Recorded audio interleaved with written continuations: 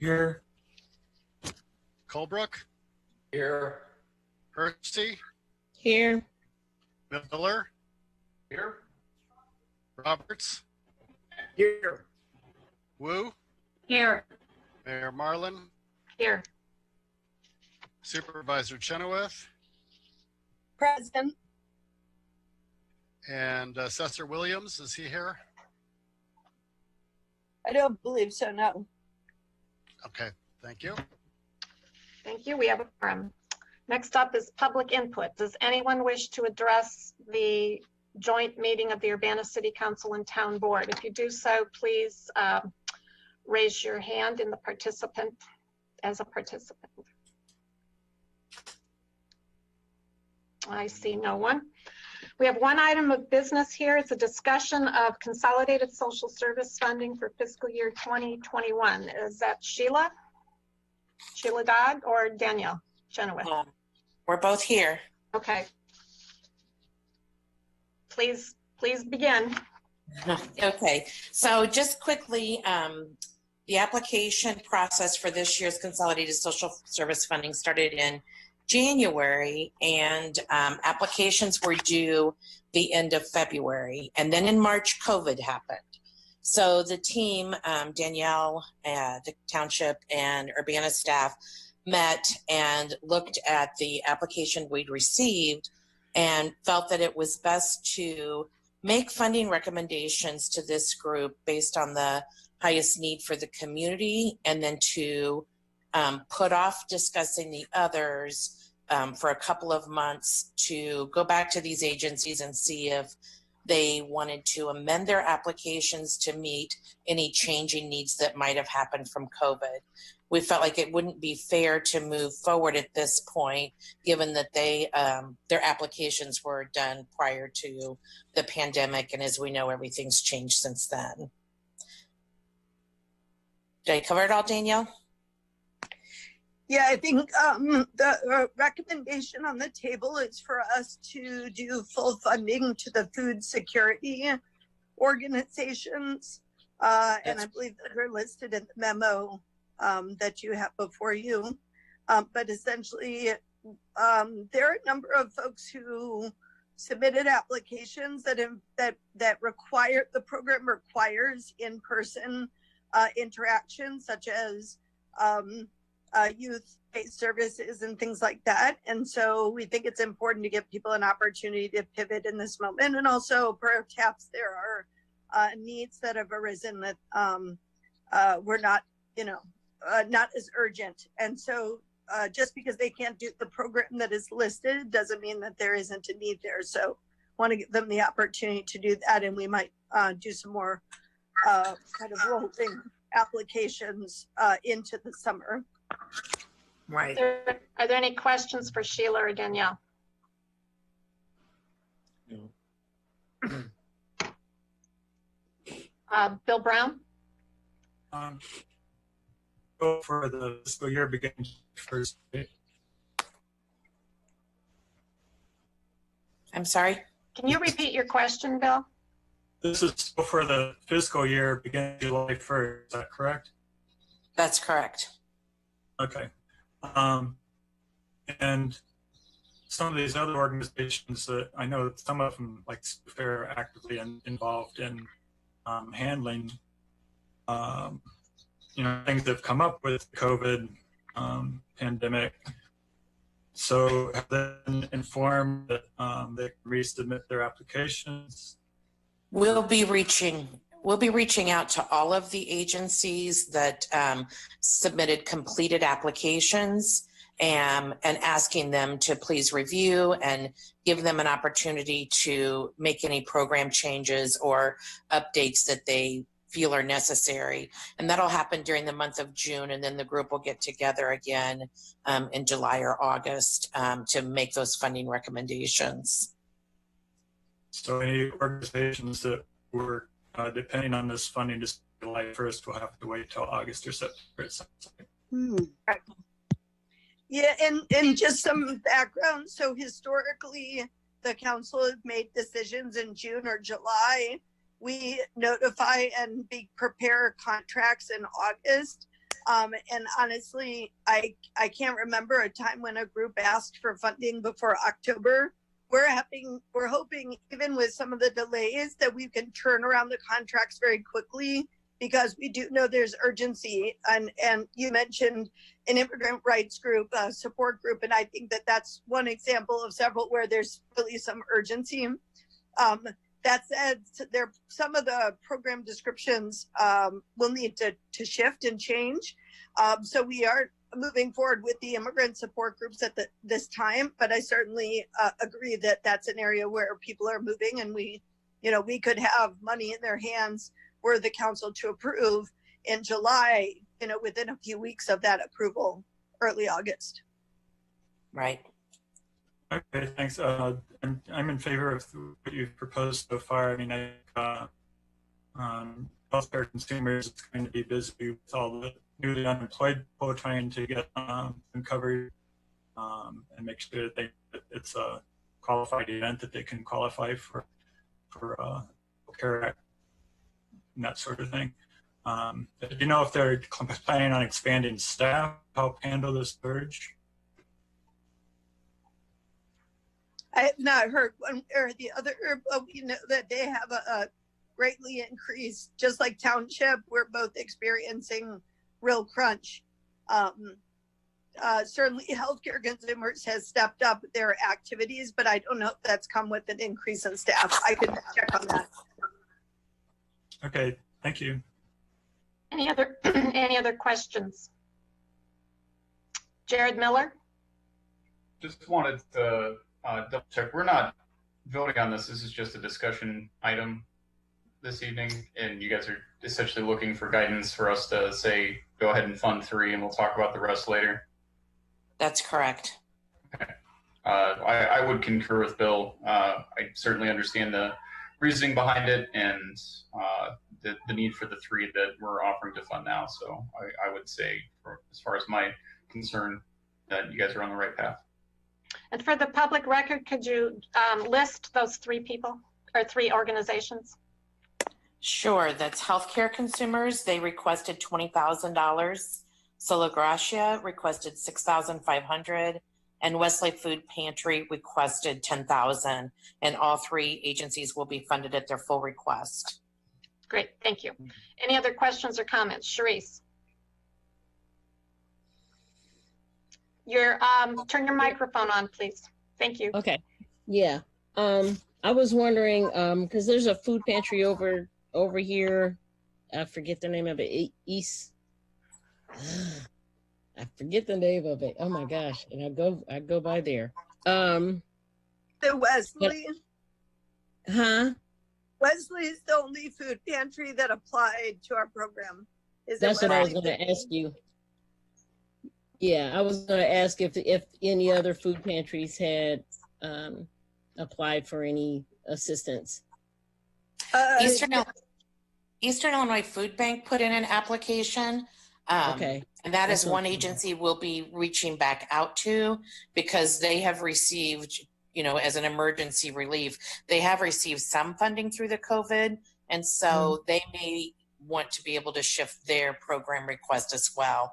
But these others didn't receive other funding that we're aware of. So we aren't going to say no to Eastern Illinois Food Bank, but they're just, we'll reach back out. Okay. I just wanted to know if that would be one of the agencies that you'd be discussing during June. Mm-hmm. Okay. Thanks, Sheila. Mm-hmm. Any other questions? No. Okay. Dennis? No. Okay. Not really.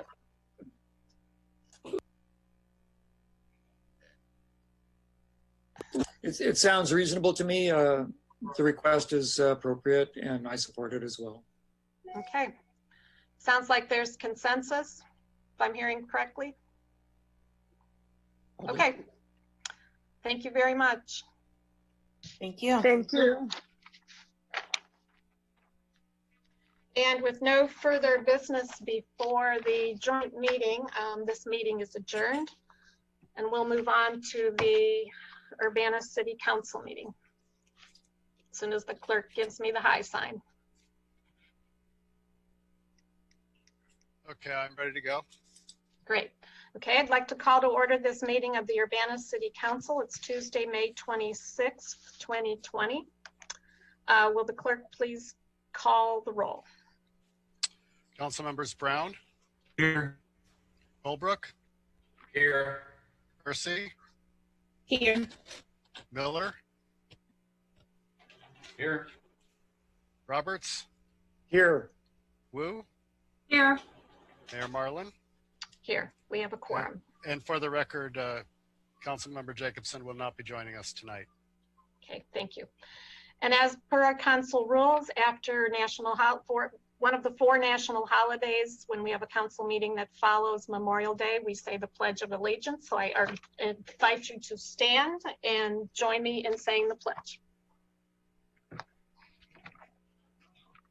So you're going to get a view of our stomachs as we stand. I pledge allegiance to the flag United States. United States of America, and to the republic for which it stands, one nation, under God, indivisible, with liberty and justice for all. Thank you.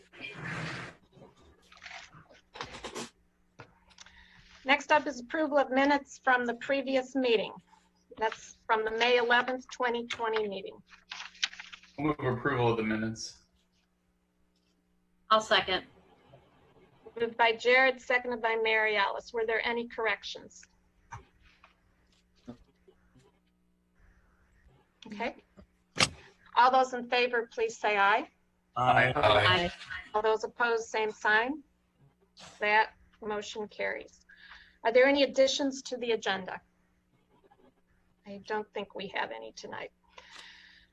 All right, next section of the agenda is public input and presentations. We'll begin with public input, and that'll be followed by the 2 presentations listed on the agenda. We have a very full agenda tonight, so I wanted to go over the council rules as far as public input.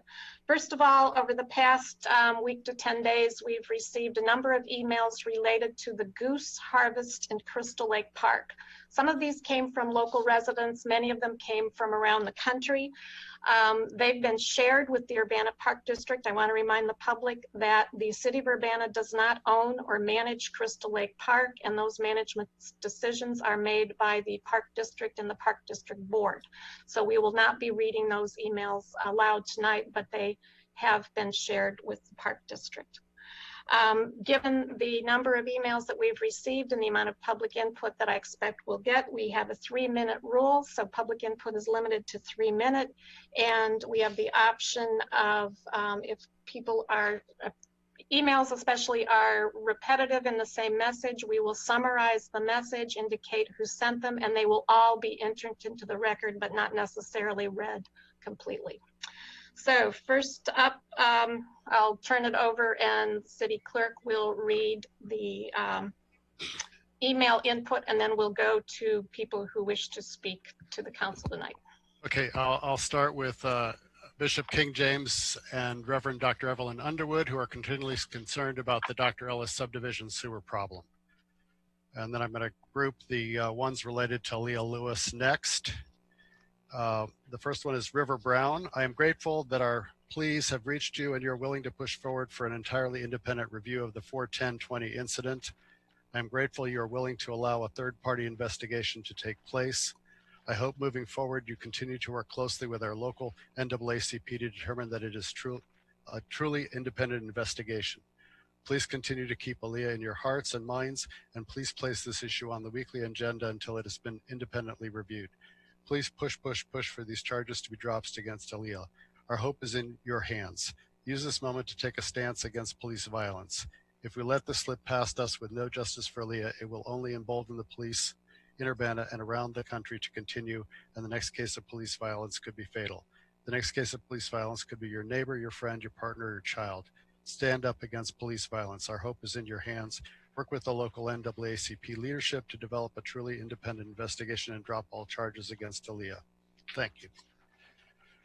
Next is from Chelsea Birchmeyer. I previously wrote to express my outrage and disappointment at the harm caused by the incident of police brutality that occurred on April 10 and the subsequent response by the Urbana Police Department and the City of Urbana. I want to reemphasize the necessity of the city taking the following actions to prevent further harm. The third-party investigation of the incident must not be done by state police in the interest of accountability, transparency, and maintaining trust with the community. 2, the charges against Leah Lewis must be dropped due to police use of excessive force and refusal to use de-escalation tactics. Thank you. Next is Patrick Kimitis. My name is Patrick Kimitis, and I've been a resident of Urbana for the past 5 years. I'm writing with regards to the violent arrest of Miss Aaliyah Lewis on April 10th. Having seen the publicly available video footage of Miss Lewis's arrest, I'm appalled that the Use of Force Review Board found no wrongdoing on the part of the arresting officers. The police officers in the video are clearly acting with excessive violence. Miss Lewis is thrown to the ground, punched in the head, and has an assault rifle shoved into her back while being detained by 3 heavily armed officers. I find it difficult to believe that any objective observer could watch the available videos and conclude that the officers were behaving in a safe and appropriate manner. Unfortunately, the actions of the officers are just another instance of the racial disparities in our criminal justice system, both in America broadly and in the Champaign County and Urbana specifically. In 2017, the Champaign County Racial Justice Task Force reported that while only 30% of citizens of Champaign County are people of color account for 63% of the Champaign jail population. Similarly, also in 2017, a report found that Black drivers were 66% more likely to be stopped by Urbana police than expected given the makeup of the city's population. As a resident of Urbana, I demand that a third-party investigation of the arrest be conducted and that this investigation not be done by the police. This is the only way to ensure transparency and accountability in the investigation. Further, I demand that all charges against Ms. Lewis be dropped. Next is from Ron Kester. 2 weeks ago, Mayor Marlin issued a formal response to the civil rights emergency precipitated by police violence against Aaliyah Lewis. I would like to know what actions the Urbana City Council have taken since then. Who among you has contacted the state's attorney to insist that charges be dropped against Ms. Lewis? Who among you has contacted Ms. Lewis to offer an apology on behalf of the city for the violence done to her? Who among you has done research to identify the extent to which this instance of violence reflects a pattern of civil rights abuse within the Urbana Police Department? Or perhaps the council members are tacitly siding with the News Gazette's editorial board in its recent claim that the controversy has been dreamed up by members of the Black community.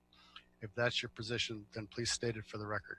If, however, you believe that the preservation of civil rights is just as important as police procedure, then stand up and say so, not privately but in public, for the record and as a representative of the residents of Urbana. I encourage you all to advocate for the following. The officer who knocked Ms. Lewis to the pavement, Michael Cervantes, and the officer who beat her, Eric Ruff, should be put on administrative leave pending the completion of the independent investigation. A second investigation should be initiated regarding the Urbana police officers who visited the private residence of the citizen journalist who created and posted a video of the incident and pressured him to remove it from social media. 3, a review of the procedures, performance, and mission of Urbana's Civilian Police Review Board should be undertaken with a mind toward making it more accessible and effective for all residents of Urbana. Okay, let me move to the computer here. Next is Austin Huffman. My name is Austin Huffman, and I'm an Urbana resident. I would like to express my emphatic support for independent and unbiased third-party investigation of the Urbana Police Department's handling of the arrest of Miss Aaliyah Lewis on April 10th. In the interest of full transparency and accountability, this investigation should not be conducted by the state police. According to the ACLU, independent investigators and prosecutors are needed because the city and county authorities are often reluctant to bring charges against police officers who they rely on for evidence in other criminal cases. In addition, all charges against Ms. Lewis should be dropped immediately, considering the officers involved initiated the altercation and failed to use the de-escalation tactics they've been trained in. The council may be aware of the horrifying extrajudicial police killings of Breonna Taylor in Louisville and just yesterday George Floyd in Minneapolis. These are just the latest examples of American law enforcement's long history of devaluing and targeting Black lives. After reviewing the videos of Ms. Lewis's arrest, I am disappointed and deeply disturbed because I feel that our community came dangerously close to experiencing a similar tragedy. There is absolutely no reason why the 3 officers, one with a rifle that he brandishes carelessly while on top of Ms. Lewis, needed to handle this situation in such a manner. I implore the council to do everything in their power to hold the UPD accountable. If not, I fear this will irreparably damage the community's already waning trust in those who are supposedly sworn to serve and protect us. Next is Aidan Watson Morris. I'm a resident of Urbana-Champaign, emailing in advance of the City Council meeting tonight. I'm emailing to make 2 requests concerning the recent case involving the Urbana Police and Aaliyah Lewis, that the third-party investigation of the incident not be done by state police in the interest of true accountability, total transparency, and maintaining trust with the community, that the charges against Aaliyah Lewis be dropped instead of drug court due to police use of excessive force and their refusal to use de-escalation tactics. Next related to this is Dottie Vera Weiss. I am very distressed by the treatment of Miss Lewis by Urbana police officers on April 10th. The level of force used against her appeared to be totally unjustified and was stated in the commentary by Minnie Pearson of the Champaign County NAACP would probably never have been used against a white woman in that situation. The plan to arrange an independent outside review of the situation is encouraging and must be followed by a full investigation, starting with a 911 call, reviewing each interaction and additional use of force by police officers, and continuing through to arrival at the jail. It must also consider possible alternative actions by the officers, consideration of the city's training requirements and implementation of them compared with best practices, comparison of the city's use of force guidelines against the best practices, and an assessment of how the department solicits community input in response to it. And finally, there should be a full report to the public on the findings and recommendations. I will be eager to see the report and will be tracking the follow-up. Perhaps most important, as members of the Urbana community, we need a commitment from the police department and the city to take the findings seriously and make changes to assure that everyone that the police officers interact with, regardless of race or age or how they're dressed, is treated with respect. Thank you for taking this situation seriously. Okay, the next one is from the Party for Socialism and Liberation, Champaign-Urbana. The Urbana Police Department and the City of Urbana are responsible for a racist act of police terror. This comes just months after the same city voted to support a contract that increased police presence in Urbana High School. These cops in our schools and on our streets aren't making our community safer, especially when they commit acts of violence against an innocent Black woman. The Urbana Police Department doesn't serve and protect us. The Urbana Police Department doesn't serve and protect our neighbors. The only people the Urbana Police Department serve and protect are the wealthy ruling class. The increasingly militarized police forces all across the United States are a tool of white supremacy and capitalism. The police uphold unjust systems of wealth, inequality, and mass incarceration that keep millions of Americans behind bars without trial during a pandemic. Our local cops have yet again proved that they are no different. We call on our elected officials in the City Council of Urbana to take decisive action and hold the police accountable for their blatant disregard for the safety of our communities. The Party for Socialism and Liberation stands with our neighbors in demanding the immediate dropping of all charges against Miss Aaliyah Lewis and calling for a transparent investigation conducted by an independent third party that is not linked to the police in any way. All power to the people. Next is Emily Blevins. I am writing in support of the following 2 requests pertaining to Aaliyah Lewis: that the third-party investigation of the incident not be done by state police in the interest of true accountability, total transparency, and maintaining trust in the community; that the charges against Aaliyah Lewis be dropped instead of drug court due to the police use of excessive force and their unsuccessful use of de-escalation tactics. I know that the City of Urbana aims to be a humane, loving, and safe community, and I'm hopeful the city will handle the investigation of Aaliyah Lewis's case in a transparent and just manner.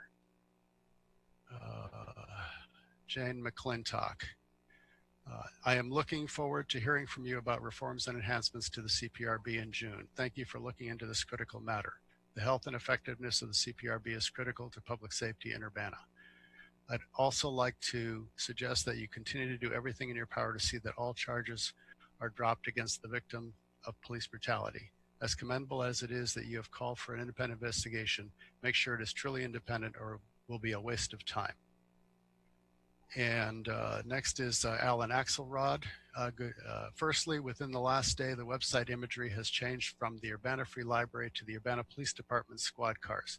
This is verifiable using archive.org, and so I ask that the city change the photo to respect the pain caused by the murder of George Floyd by police officers today. Secondly, best practices call for independent criminal investigation. As the CPRB is in a suboptimal state, I recommend that the city consider empowering the CPRB of another city outside of Champaign County. As others have said, please recommend dropping the charges. You can change your recommendation even if it is not authoritative. Okay, and then I've got a number of these related to trees on Green Street. From Gwendolyn Dirk, please consider some alterations to your plans on Green Street. The tree canopy in Urbana is something that is irreplaceable. Aged trees are distinguishing features of nice neighborhoods. Please consider making these changes. It would be a total loss to the community. Small tree replacements do not have the same effect as their aged counterparts. Trees take a generation to age. These trees need to stay. Next from Eunice Weech, please save as many as possible of the healthy older trees along Green that are slated for destruction. Once they're gone, they will be sorely missed. Thank you. From Thomas Allen Schmidt, save green streets from MCOR removal.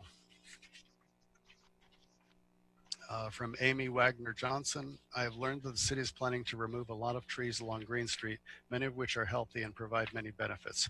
As a Woona citizen, I ask that the city to preserve as many of these mature trees as possible to maintain the character and value of the neighborhood, as well as the environmental benefits. From Lois Steinberg, thank you for your hard work and dedication. I think felling of trees should be a community decision along with the rationale generated by the MCOR project. Definitely the bus stop can be moved. Are the property owners who decline to have a sidewalk go onto their property homeowner occupiers or rental owners? I assume it's the latter. Perhaps they can be convinced further to reroute the sidewalk.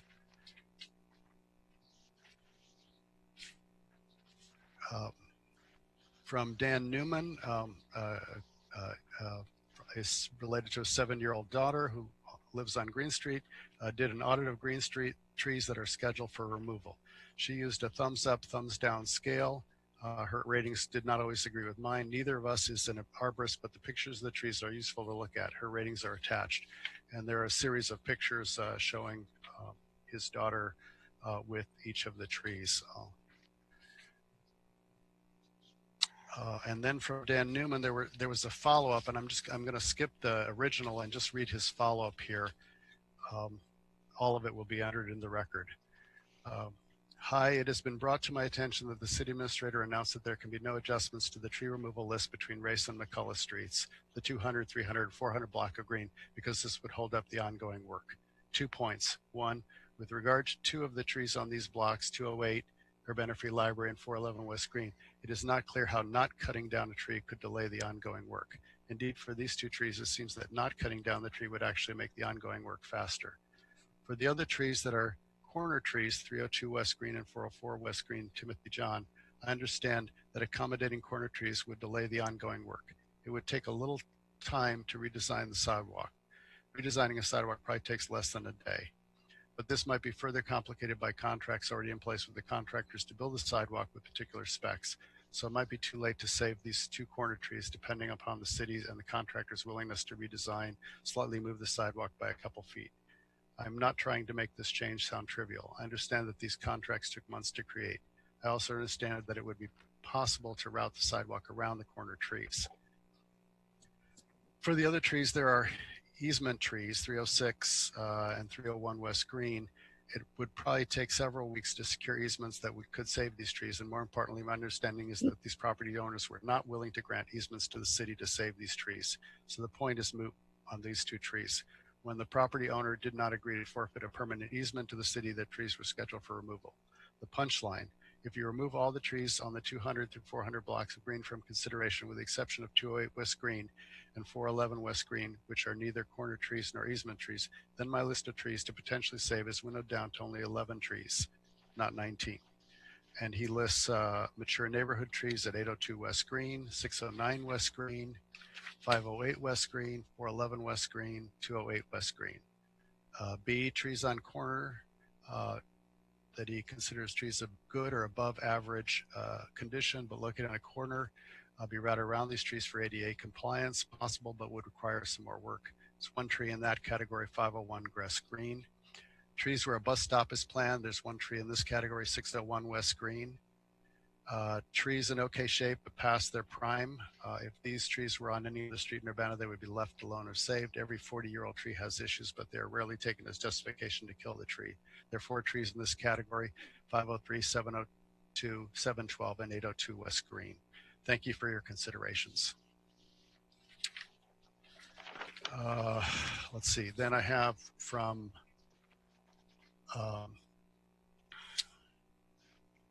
Phyllis. I got to read that one from the screen here. Excuse me a second.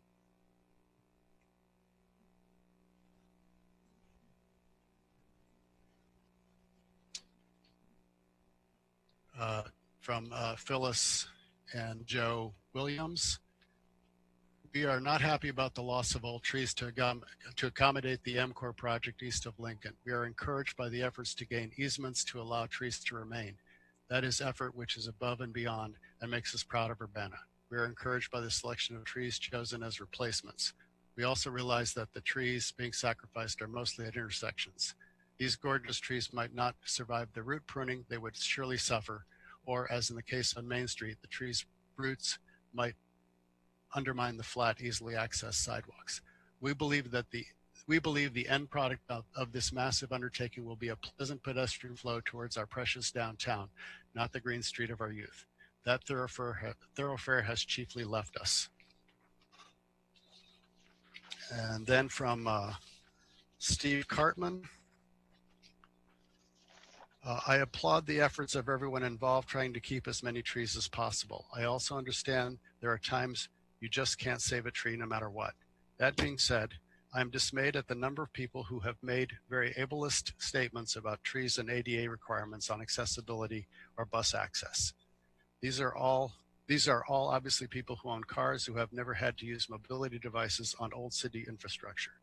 Their suggestions of, oh, just move this over here, or how about no bus platforms at all, this is a neighborhood, or the like are disheartening, especially when they are perpetrated by City Council member Dennis Roberts and his desire to save every tree no matter what cost, even if that means accessibility to people who live, study, work, or even just have to pass through Urbana.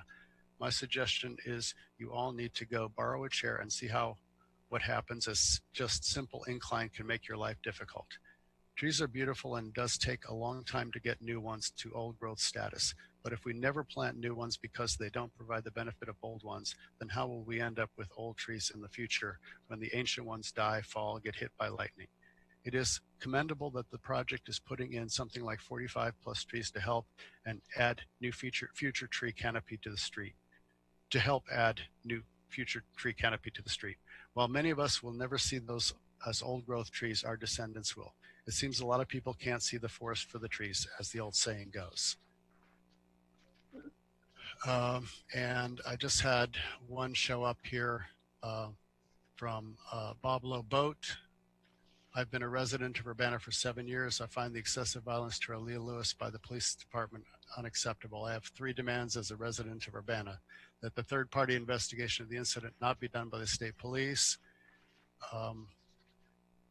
in the interest of true accountability, total transparency, and maintaining trust within the community, that the charges against Lewis be dropped instead of drug court due to the police use of excessive force and their refusal to use de-escalation tactics, that those board members who believe that the violence against Aaliyah please on the record state that a young 21-year-old woman deserves to be body slammed, punched, kneed in the ribs with an assault rifle back for talking back to the police. If you do say this, hope that God may somehow save your soul.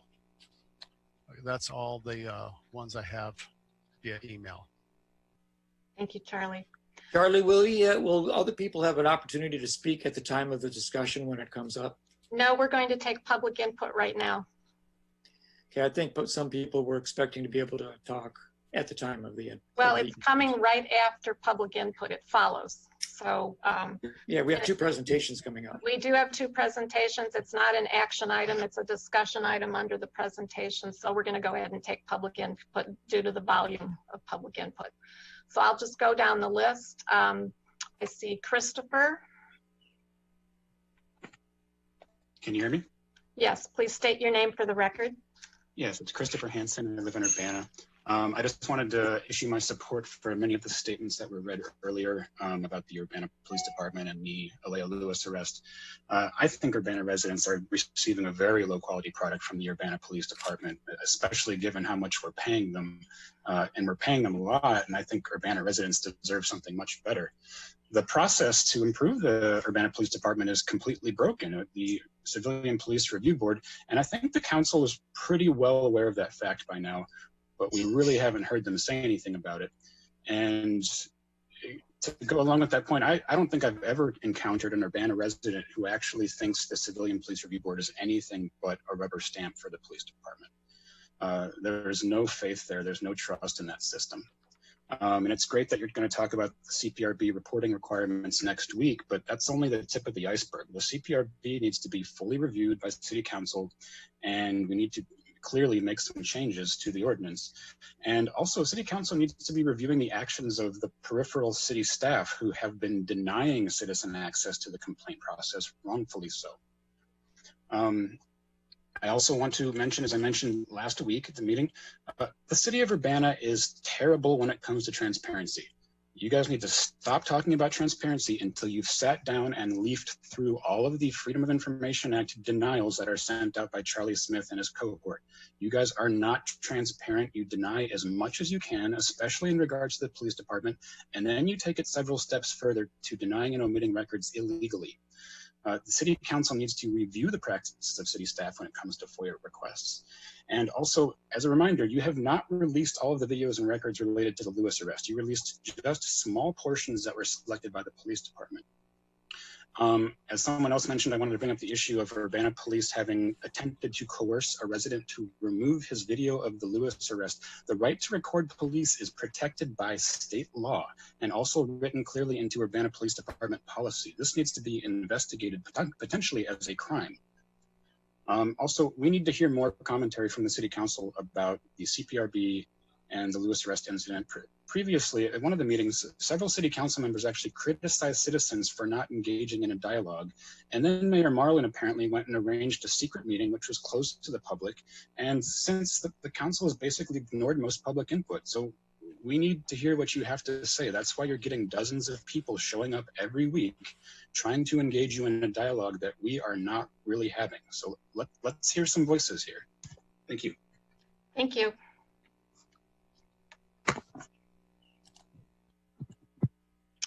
Tracy Chong, Hi, can you hear me? we can hear you. Hi, my name is Tracy Chong from Urbana.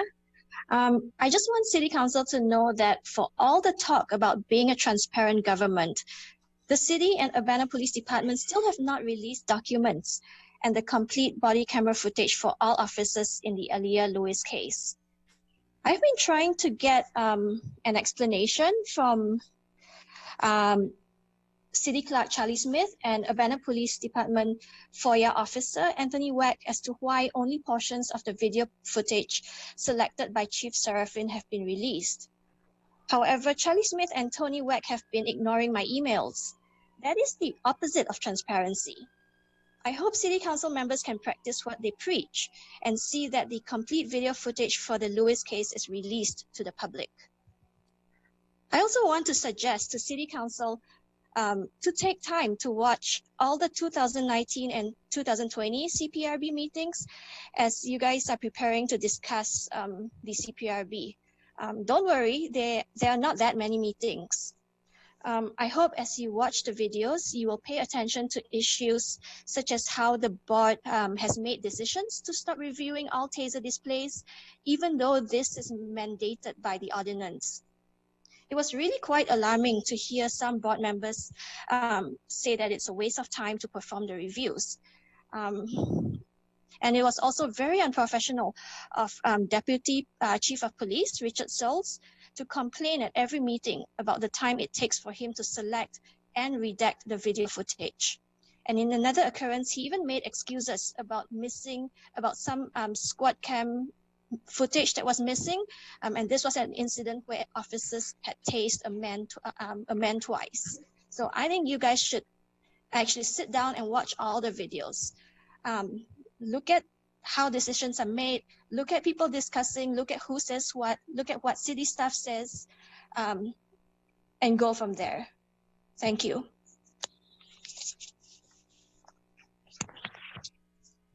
Laura Haber. Hi, can you hear me? Yes, we can hear you. My name is Laura Haber, and I live on Green Street in Urbana, and I'd like to address the MCOR project and tree removal.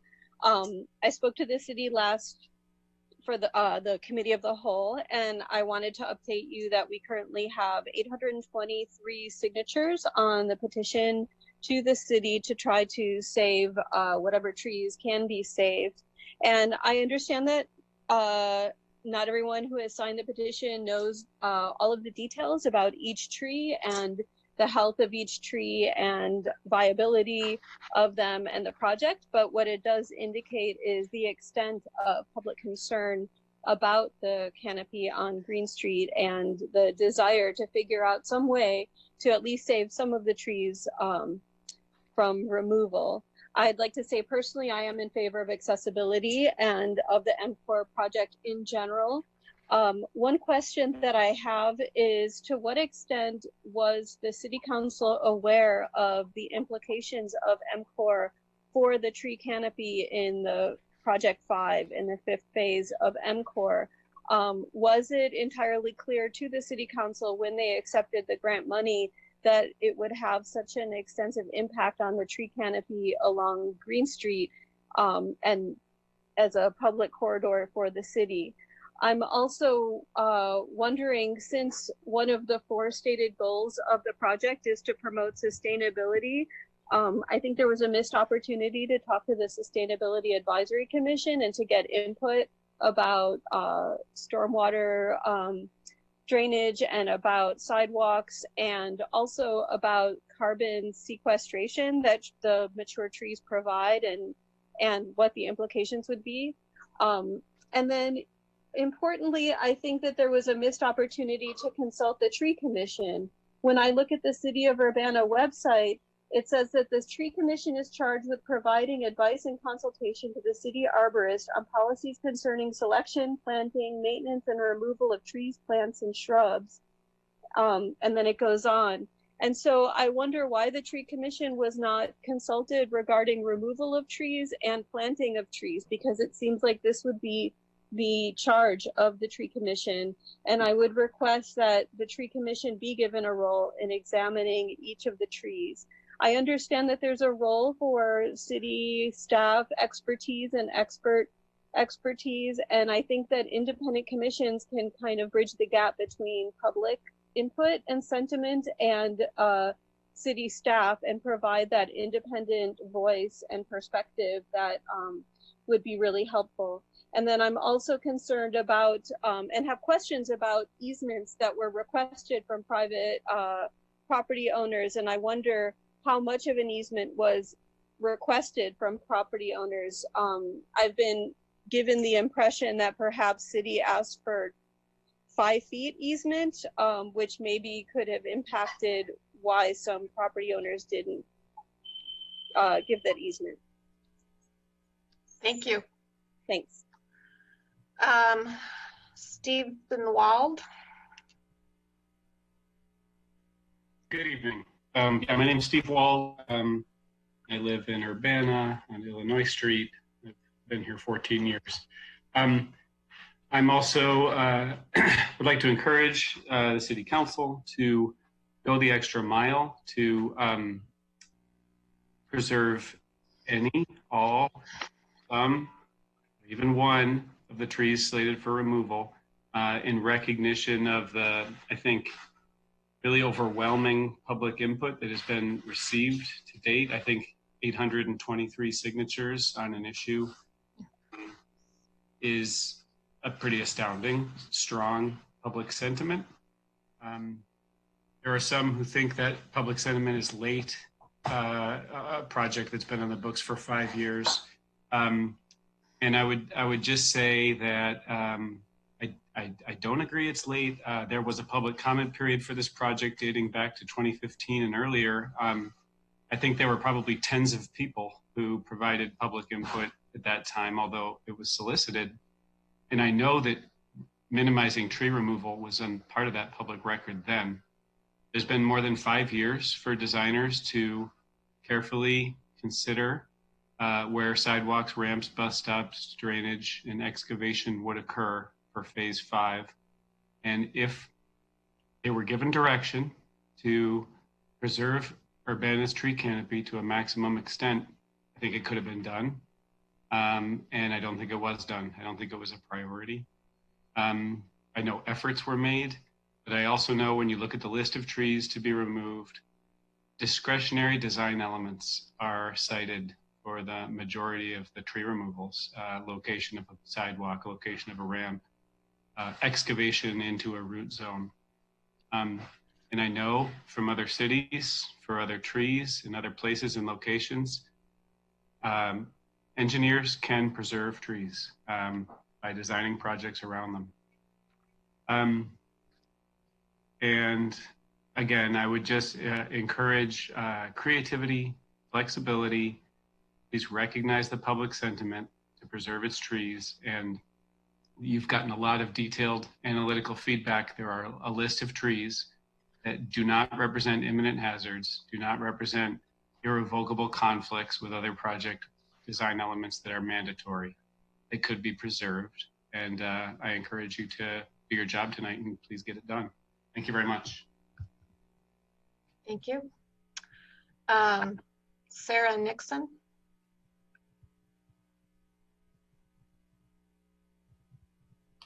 Hello, can you hear me? We can hear you, Sarah. Okay. Before I begin my comment, I would like to state my objection to the citizen input being summarized today. I'm concerned about the slippery slope towards censoring and silencing. Actually, Ms. Nixon, they weren't summarized. The clerk read the messages in their entirety. Oh, thank you. So let me begin. This is Urbana resident Sarah Nixon. First, I viewed the video record of last week's city council meeting, and I want to commend those members of the council who are bravely continuing to stand up in support of the community's cry for accountability and appropriate disciplinary and remedial action in the assault, wrongful arrest, and jailing of Miss Alea Lewis by Urbana police, as well as for the withdrawal of the wrongful criminal charges that were subsequently dredged up against Miss Lewis by the state's attorney. Secondly, I want to repeat that the only ethical and appropriate course of action from local authorities moving forward is to A, drop all charges against Ms. Lewis, and B, issue a formal, full, and humble apology and compensation to her for the injuries and suffering caused her by the UPD. And thirdly, I call on the Urbana law enforcement leadership to take a giant step up to the same level of courage that is being evinced by those council members and to engage in the ugly wake of this imbroglio in a difficult yet very brave and very necessary collective conversation about how systemic racism and gender bias can be properly acknowledged, addressed, and eradicated once and for all in the Urbana Police Department. This conversation and process must necessarily involve transparency and humility on the part of the wrongdoers, and a complete overhaul of the dysfunctional Civilian Police Review Board, and a thorough outside investigation by professionals having expertise in policing that is truly and empirically racism-informed, trauma-informed, and gender bias-informed. Lastly, we've heard some noises about the wrongful charges potentially being downgraded into quote unquote a drug court issue. Such a maneuver would constitute transparently nothing more than a subterfuge, a craven tactic to save face and evade responsibility, and an ugly insult on top of injury to Miss Alea Lewis. City Council members, thank you for hearing my concerns. My sincere hope is that genuine good can come of this horrible mess.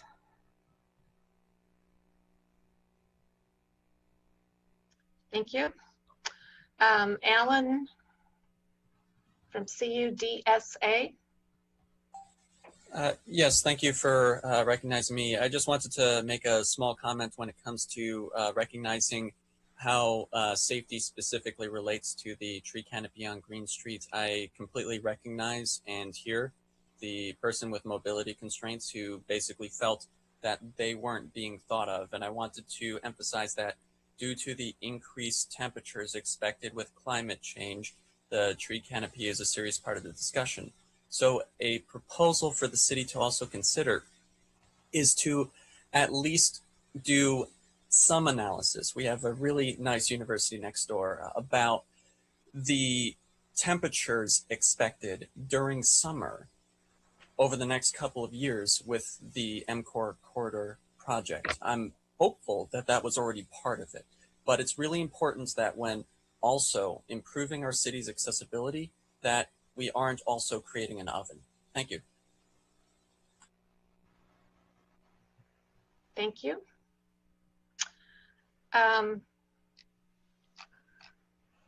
Sharice, your hand is up, but this is for public input at this time. Did you realize your hand was raised?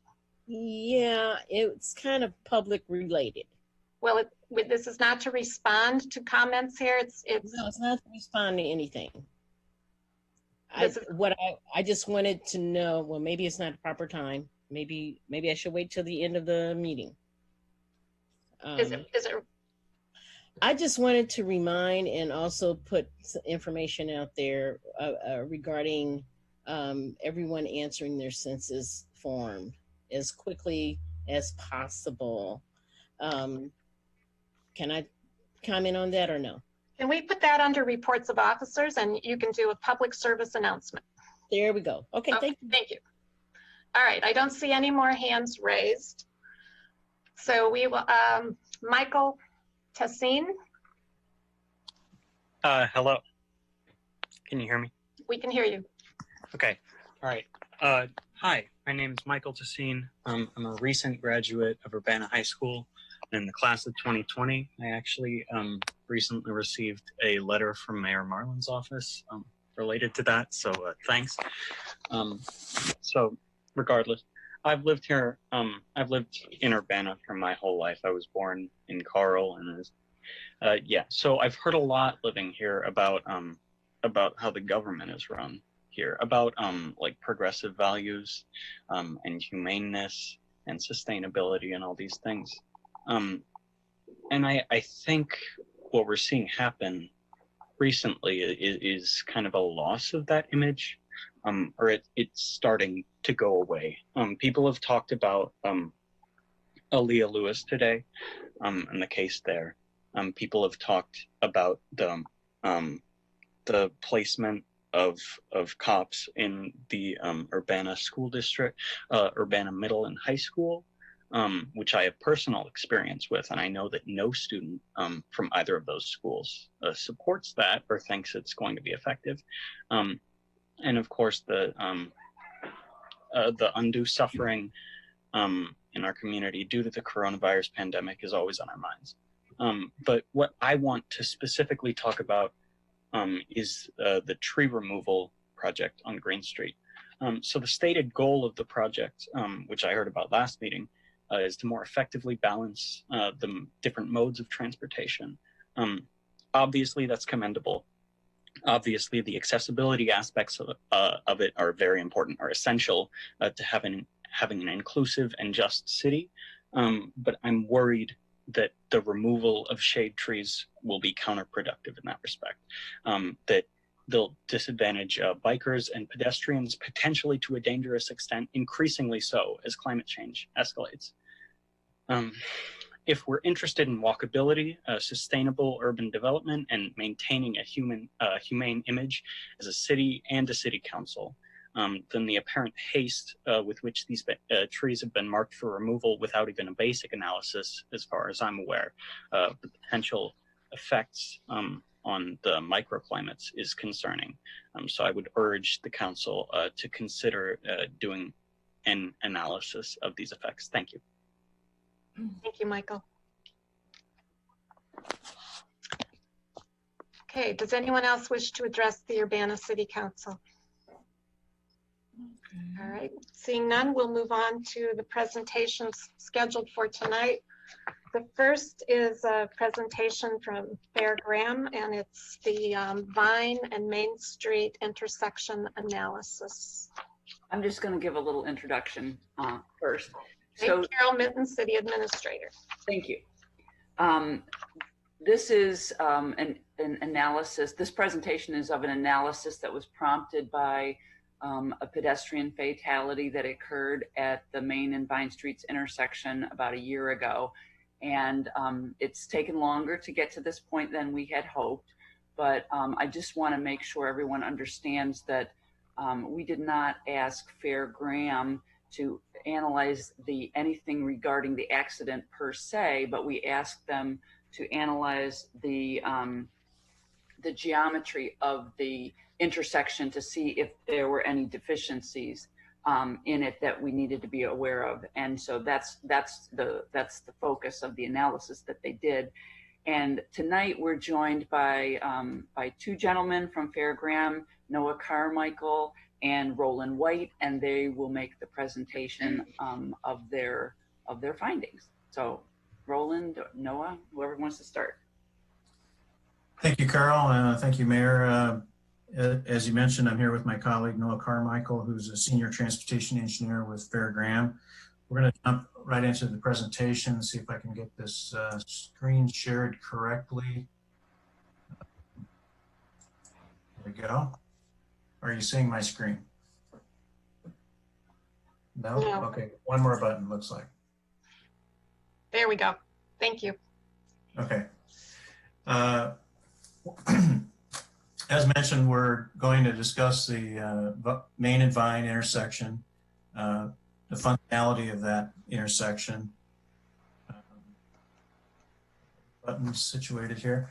The presentation outline for this evening is we're going to go over the scope of the study.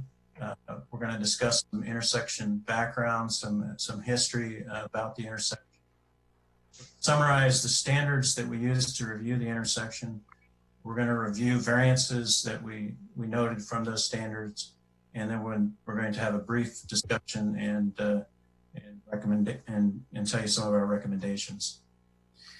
The scope, as Carol alluded to, is to review the characteristics of the existing intersection, to review the existing intersection versus the currently utilized industry design standards, to identify variances based on those current standards, and also discuss some mitigating factors that may have come into play regarding that, and to discuss our recommendations.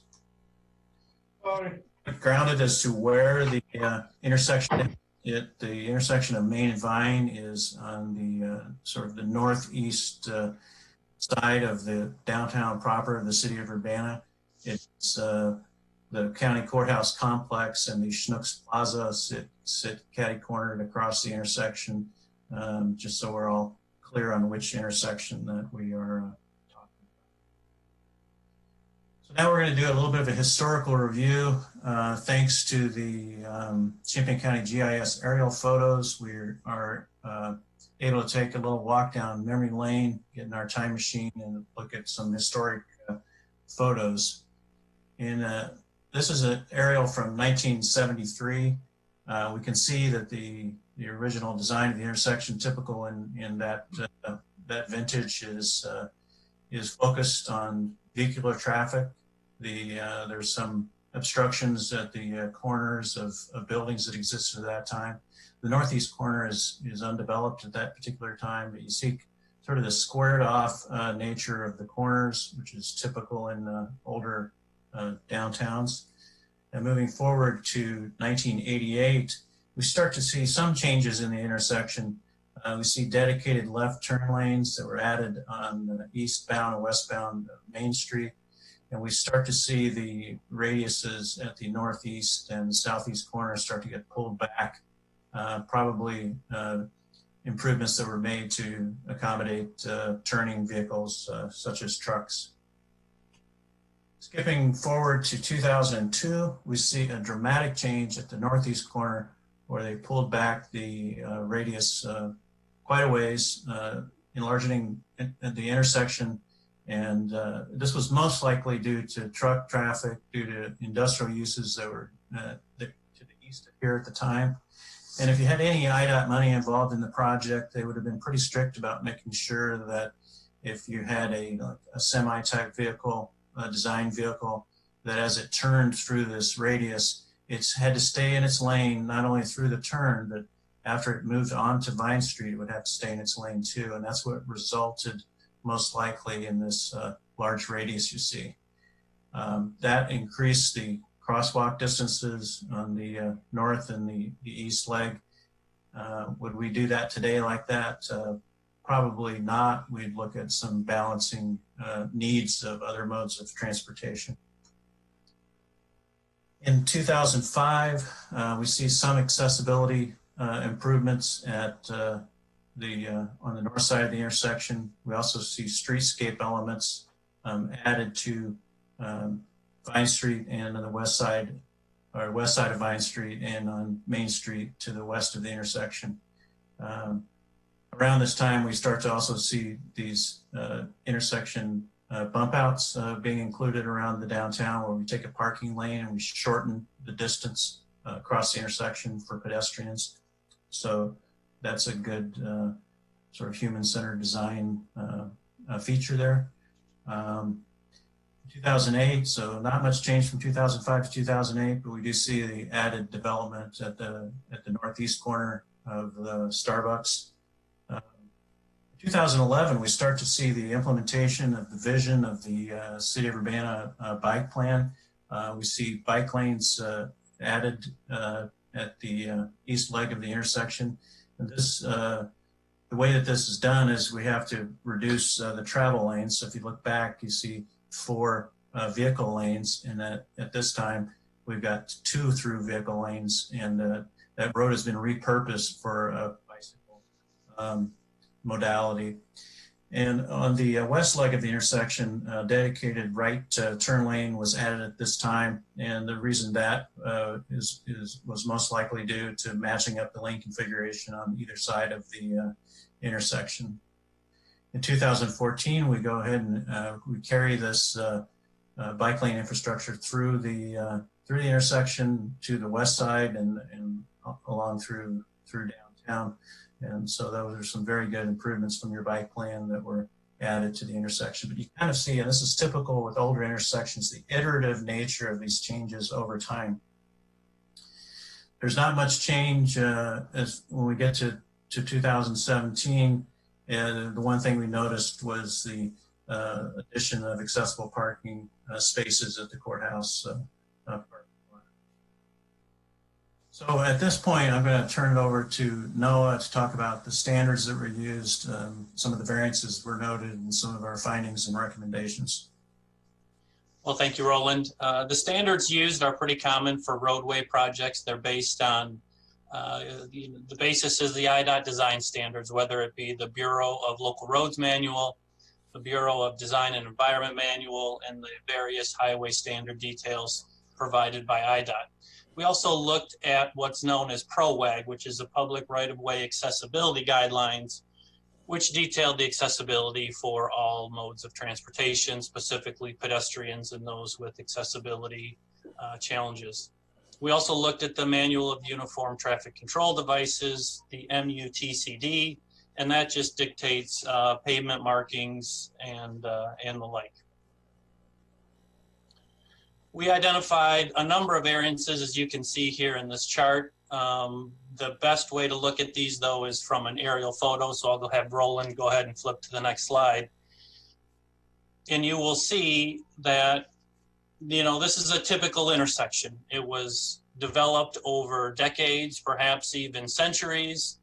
And this is standard in developed, older, urbanized areas of town where vehicle sizes change, vehicle demands change, and just over time, the intersection that you're left with generally have a handful of variances. And this may be taper lengths, storage lengths, some lane width restrictions, which we didn't find in this case on this intersection. But this is a very typical intersection where there's a handful of variances and due simply to the fact that it just was an iterative design process over many, many years. There's also a number of mitigating factors which caused those variances. And again, we'll skip through this text slide and it's easier to see on the aerial photo. So on the aerial photo, we talk about the taper and the storage lengths. And oftentimes that is one item that the design engineer must balance when we're talking about putting a roadway in a developed area. The taper lengths and the storage length is highlighted there on the map. Those are dictated by the close intersection of Urbana Avenue and the entrance into the Schnucks development. You only have a certain amount of time, so you have to balance the left-hand turning movements from Main onto Vine, as well as from Main into the development. And from a design perspective, you just have to do the best you can. When I look at this, I don't see any design elements that we would do differently today when we look at Main Street there. A similar situation exists at East Elm and Vine. With that intersection, we're limited on the taper length and the storage that can be provided for those making the left-hand turn from Vine onto East Main Street. So these are variances from the design standards, but ones that we would probably repeat today. There's also the large turning radius, as Roland had mentioned, on the northeast corner. While technically it's not a variance, we would probably design that slightly different today, simply due to the fact that we would incorporate the many modes of transportation and try to balance out those things. When this was designed, odds are all that the design engineer looked at was the fact of let's get this traffic moving through this intersection as efficiently as possible. We also noticed a handful of things as far as slight deficiencies in the ADA ramps for the pedestrians at the corners. Anybody that's been around transportation for the past 15 or 20 years know that those standards are constantly evolving and improving. So it really isn't surprising that there's some slight deficiencies when we talk about cross slope and landing areas and such when we look at those ramps. Again, it's very common in intersections that develop over time. Another item that we noticed was the site visibility for right turns. Roland has this archived photo from 1973, and you can see the presence of the building on the northwest corner and the signage on the southeast corner. And so any cars approaching the intersection on Main Street from either the west or the east, when they stop to make the right-hand turn, they're looking at a sign or they've got a building that potentially blocks their view. So that's one item that we noticed is not up to current design standards. The good part is this type of situation rarely occurs in newly developed areas because modern zoning laws and setbacks and site distance and all those things are incorporated when building plans and site development plans are reviewed by the local agency. So this is one of those things that unfortunately has been in existence for years and years and years, and it's just one of those things that we must design around. So on to our conclusions and recommendations. First and foremost, the observations. Hopefully everyone can take away that the intersection as it's designed today has what we consider an average degree of variances. We also looked at the SUAT or the CUAT safety list, and this intersection is not listed as a high priority on that list. In just knowing the city of Urbana, we believe the city likely has higher priority intersections in need of an upgrade well in advance of this intersection. Most of the variances that we uncovered could easily be corrected during the next intersection upgrade or maintenance to that intersection. I believe that intersection has gone through a recent modification, so it might be 15 to 20 years in the future. The minor ADA variances that we noticed can be prioritized and incorporated into the city's ADA transition plan. Urbana is no different than most other communities that the list of ADA improvements is nearly endless. And I would think that there would be higher priority places within the city that those funds could be used.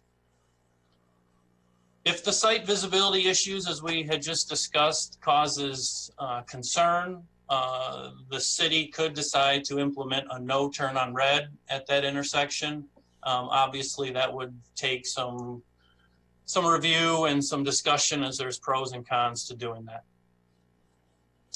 Our recommendations at this point, we do not believe that there are any improvements that what we would consider emergency or needed at this time. We do advise the city of Urbana to double check the signal timing for pedestrian movements as well as for the traffic, and to make sure that it is up to the latest standards. We recommend that you address the ADA issues with the next resurfacing project at the intersection. And one item that we did come up with is just a potential would be to study the option of constructing a refuge island in the northeast quadrant of that intersection. We typically don't recommend those islands on a regular basis. We like to study those and make sure that they're the right thing to do. Anytime we put an obstruction in the middle of traffic, we want to make sure that it is the best design. So those are our recommendations from our review of the intersection, and we would entertain any questions if there's time for that this evening. Sure. I would just add real quick, I'd like to throw a thank you out to city staff, to Carol, Justin, and Shannon for providing direction to us and providing information that we needed. Thank you. Are there any questions? Bill Brown, do you have your hand raised? Yeah, yeah, thanks for that. That was a good analysis. On the option for the refuge island, another way to solve that crossing distance problem would be to shorten both radiuses. So would you recommend the island over shortening the radii? Those are both design options to be considered. At this point, I haven't looked at it close enough to say one versus the other, but either of those two would accomplish kind of the same goal. Because I think when Schnucks first went in is when that radius on the northeast corner really got long, was because they still had 2 through traffic lanes, plus they had a left turn, dedicated right turn. So we took out one of those lanes and made it into a bike lane. So you really don't need that full width anymore. It would be nice, I would think, to shorten that radius and make it a more normal corner. And same thing on the southeast corner. There's extra space in the road now that's not being used, that you could lengthen that, lengthen the curb and shorten that radius, I guess is what you'd call it. Yeah, I think the traffic island, refuge island option was suggested because it is potentially a lower cost alternative. I think a better solution is probably what you mentioned, is to bring the radius, return it back to how it was historically, but it's also very expensive. The traffic signal equipment would have to be moved, etc.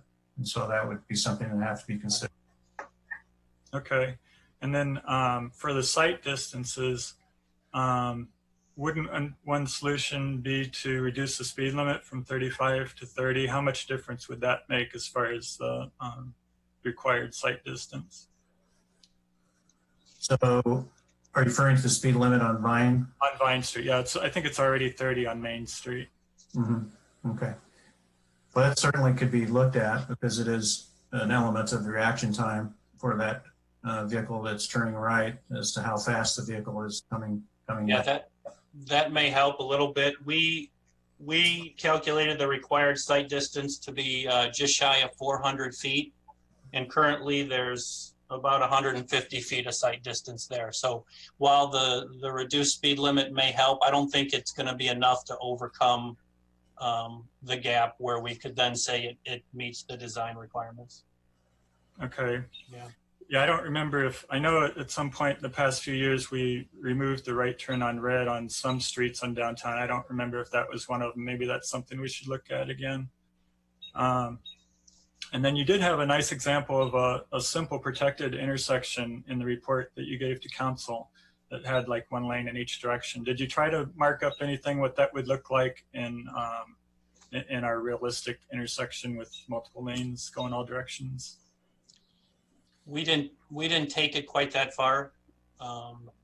We provided that more of an example and something to consider in the future, but to be honest, we just assessed the current situation and didn't quite take it to that next step. Obviously, that's something that can be done should the city decide to advance this further. And would it be safe to assume that that would be even more expensive than shortening the 2 radii?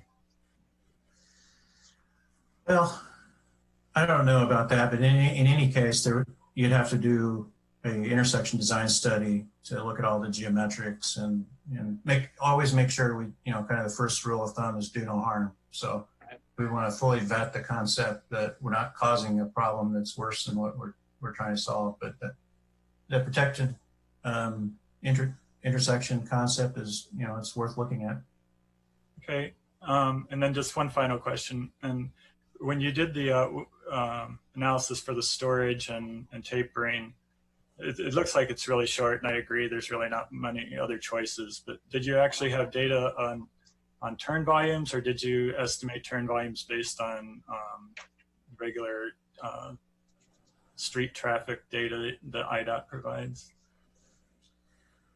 No, my recollection is we looked at recent traffic volumes. We took traffic counts and the speed of the intersection, and there's various charts and formulas in the IDOT standard that sort of produce those storage and taper links. Okay. All right. Thanks a lot. Thank you. Thank you. Dennis Roberts and then Jared Miller. Yeah, hello. Thanks for your report. I was sort of wondering what we would be seeing tonight about recommendations. And I guess it's not really a recommendation of going forward. You're just basically analyzing whether there's a problem. Is that correct? Correct. Okay, so you're not really making a recommendation for improvement in particular. No, I think if we would have seen something that really jumped out at us as this is totally unlike any other intersection, it's a big problem, would have made a recommendation to fix that, quickly. But I don't think we saw those kind of things. Yeah, one of the challenges, it seems, I walk through this intersection fairly often. I live south of a Main Street, and I walk across. I go to Schnucks. I'm not always at this intersection. I use a crosswalk that was installed just east on Main Street of the area that you referred to. I guess you assume, remember that crosswalk that's marked with stripes. That was installed because it was so difficult to cross the width of the Main Street near where, behind the Schnucks Plaza, where basically there is service parking and semi-delivery space for the shops that are in the southern part of the Schnucks Plaza area. So there are semis that have been turning in and out of the back delivery area. And there was reconfiguration there because people also in my neighborhood often walk to Schnucks, and there's probably always been people walking across that section. So one of my, I guess, was the pedestrian traffic that's pretty often making that crosswalk journey one of the aspects that you wondered about or considered in the safety analysis that you're providing for us right now? Other than looking at the standards of like the pedestrian clearance timing for this length of an intersection versus the Manual of Uniform Traffic Control requirements, we didn't do a sort of a global pedestrian analysis. That was not part of our scope. I see.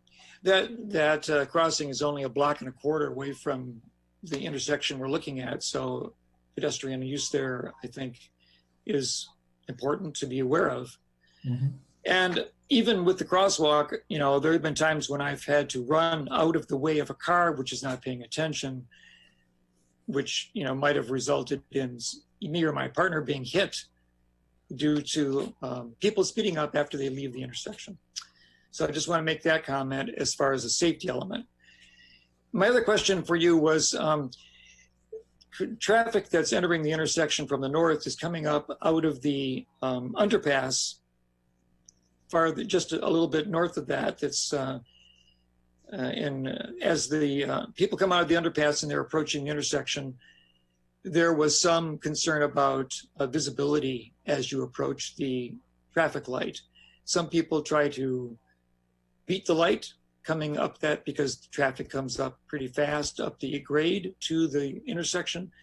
And I was wondering if you felt that there was any condition related to traffic coming from below the viaduct up to the intersection in a very short distance as an aspect of the traffic flow that you're wondering about or considering tonight.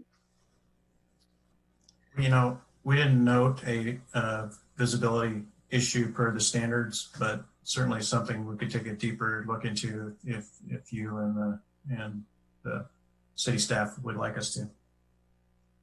So the what is the speed limit on Vine Street through the intersection? Are you aware of that? My understanding is it's 35. Yeah, it might be something for the city to comprehend, dropping it to 30 until we reach University Avenue. I think that would mitigate a few of the instances that are a concern for me. Mm-hmm. And we've done that in other streets, including Lincoln and also Main Street. So I think I think it might be, you can't really go too fast between Illinois Street and this intersection to get anywhere in town. And there's no need to try to get up to 35 miles an hour. Sure. Okay, those are my comments. Thanks for your input and sharing with us. Thank you. Jared? Roland, Noah, thank you for your presentation this evening. I had some questions, but Bill actually asked most of the questions I was going to ask, but I did have one question for Carol and Justin about whether or not we hold a report or annual analysis on dangerous intersections in the city. And, you know, hearing Noah and Roland discuss that this is probably not a most dangerous intersection, but certainly one with the most publicized death in recent memory with a pedestrian being struck. I just thought, well, what are the more dangerous ones? That was immediately where my brain went. So I was just curious, Carol, if we produce that yearly or on any regular basis, if we have somewhere where that information is kept that we are tracking ourselves. I think RPC actually is the keeper of the list. Justin can probably tell us better. Yeah, so CUATS is the keeper of the list of the intersections within the Champaign-Urbana area that are considered a higher safety risk. So there are intersections in the city of Urbana that fall on that list. However, most of those intersections actually fall under areas that we have plans to do studies or improvements on already. So we're definitely aware of those and planning to address them in the future. Because I imagine that most of them are related to University Avenue, where we only have very little say in what we do with the designs of what happens there because it's a state road. So when I think about what, you know, dangerous and where we level our and exert our control over what we can do with the intersections in the city of Urbana, I think of places like Vine and Main where it's all our road and it isn't anybody else's road and we're really in control of that design. So, you know, even though other intersections may warrant it, if we don't really have the power to affect what happens on them, I think that's just something we need to consider as a factor in our decision making as well. What I would offer, and this is very timely. Next week we're going to begin the conversation around the capital improvement program, and Justin and I will remind each other to have that list handy, and so we can weave that into the discussion of the different projects that we're suggesting we should prioritize, just so everybody has that same background. Okay, thanks. Mary Alice. Thank you very much for the analysis in the background. It was really interesting to see the aerial photographs of how that intersection has changed over time. Based on your recommendations, which I believe are, just to summarize quickly, you're not recommending anything immediately change. What you're recommending is at the next iteration of working on that intersection that certain things are upgraded. Is that correct? Yeah. Okay. So other than the increase in ADA accessibility of those ramps and potentially changing the curb cut or having the pedestrian refuge area, I'm wondering, Diane, if you and the staff had an opportunity to think about, are there any immediate plans to do anything in this intersection, or is this something that's going to be evaluated in the next 5, 10, 15, 20 years? It would have to be considered as part of our overall capital improvement plan. So not in the immediate future, no. Okay. All right. Thank you. Are there any other questions for Roland or Noah? Oh, Bill Brown. Yeah, I thought of one more. I'm not real familiar with these sort of painted on curb extensions. Do you know what I'm talking about? And do you have any feeling or impression of how effective they are? But it could be something to look at. It's where you do basically a lane drop, and instead of actually moving the curb, you're painting a neutral zone, telling cars not to go there. Is that what you're talking about, Bill? Yeah, or other kind of soft improvements that aren't expensive. I don't know if there's other ways you can extend the curb without actually rebuilding the curb. And the paint, I mean, I guess at least on the southeast side, we basically already have the paint there. But that doesn't really help the pedestrian. But if you had a planter there or something, or had some other way to protect the pedestrian so that they could come out farther, but then I guess you'd need the button out there. I don't know. I'm just thinking out loud. If you think of anything like that wouldn't be expensive and that could be effective, I think we'd be interested in looking at it. I know in Florida you see a lot of delineators, flexible delineators when they do lane reductions, but those don't work great in snowplow country. But yeah, it's a good point. There's other methods that we might want to look at down the road. Okay, thanks. Thank you. Any last comments or questions? Well, all right. Thank you very much, Roland and Noah. Thank you. Okay, the other presentation we have, which is an update on and discussion on the Green Street MCOR project. Carol, do you want to lead off, or is someone else? No, I will lead off. Thank Okay. you. So I would like to start again this evening with a few thank yous. And I want to begin by thanking staff, the engineering folks, the city arborist, and other staff who helped negotiate the easements. I want to thank our partners, including MTD, who secured the $15.7 million Tiger grant that is funding this project, and our consultants, including our main engineer from Hanson, Cindy Lose, for all their hard work. MCOR is first and foremost a transportation project. The project will deliver a new roadway, enhanced bus accessibility, bike lanes, and ADA accessible sidewalks. These improvements are the priority for MCOR, and the city accepted that when we agreed to participate in this project. Throughout this project, we've tried to achieve a balance among competing interests, and compromises have been made. For example, on-street parking had to be removed in order to accommodate the bike lanes without widening the street.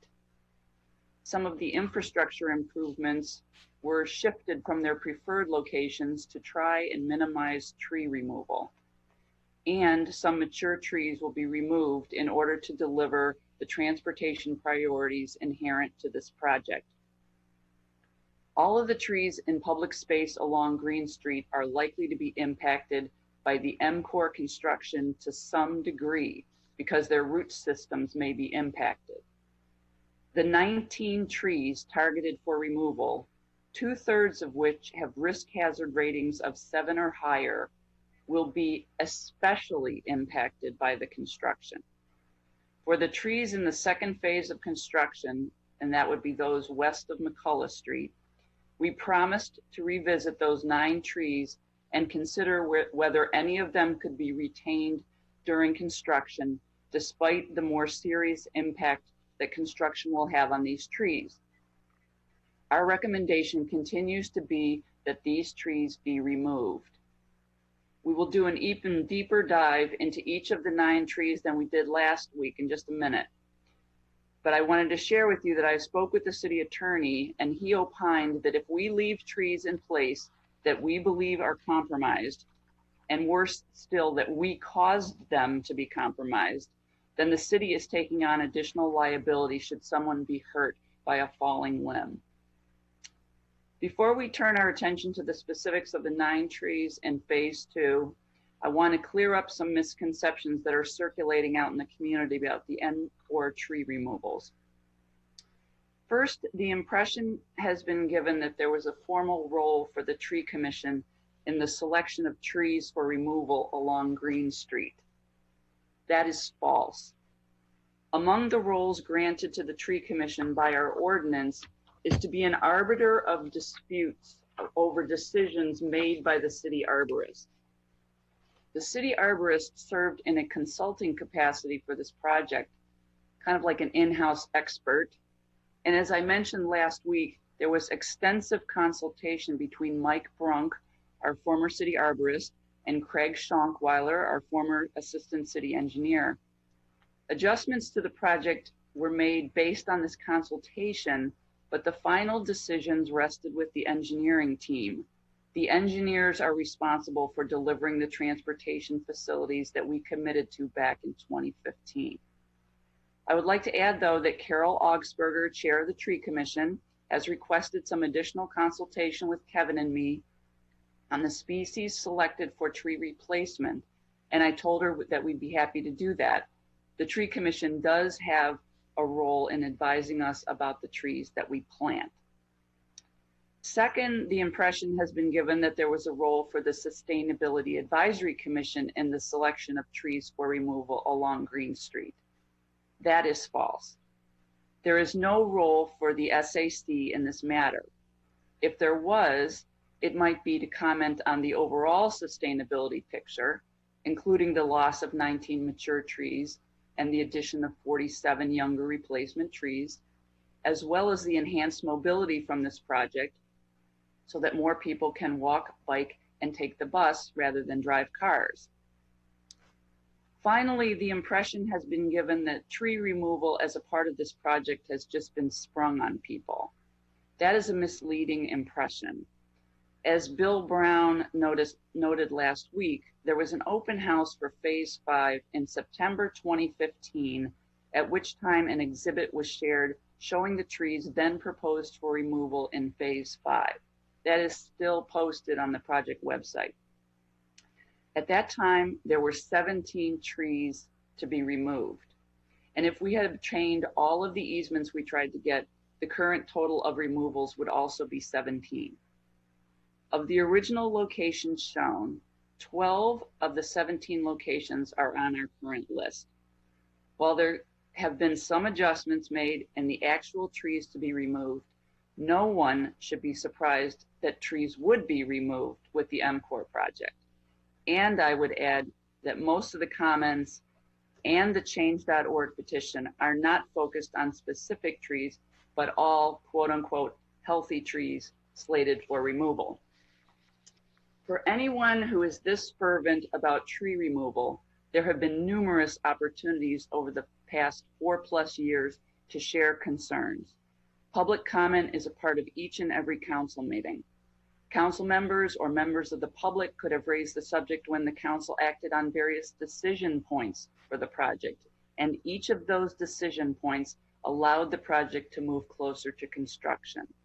And most recently, Someone could have raised the issue of tree removal just last month when the council approved the budget amendment to pay for phase 5 so we could put it out for bid. No one did. So now with Justin's help, I will walk you through the additional information we've gathered about the 9 trees west of McCullough Street that are included in this project. Please note as we go through here, and I'll try to remember to call it out as we go, that Kevin Sanderson updated the risk hazard ratings for each of these trees from the 2013 information that we had last week. And that's included on the chart that I had sent you all over the weekend. I sent you a revised chart this morning, and then Charlie posted that on the website for everyone. And so, Justin, do you have the chart to pull that we could pull up? And then Justin also has some cross sections to share and some photos.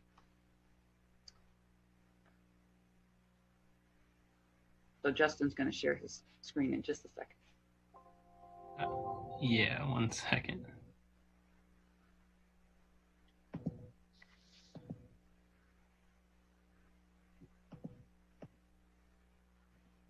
Okay, sorry about the delay there.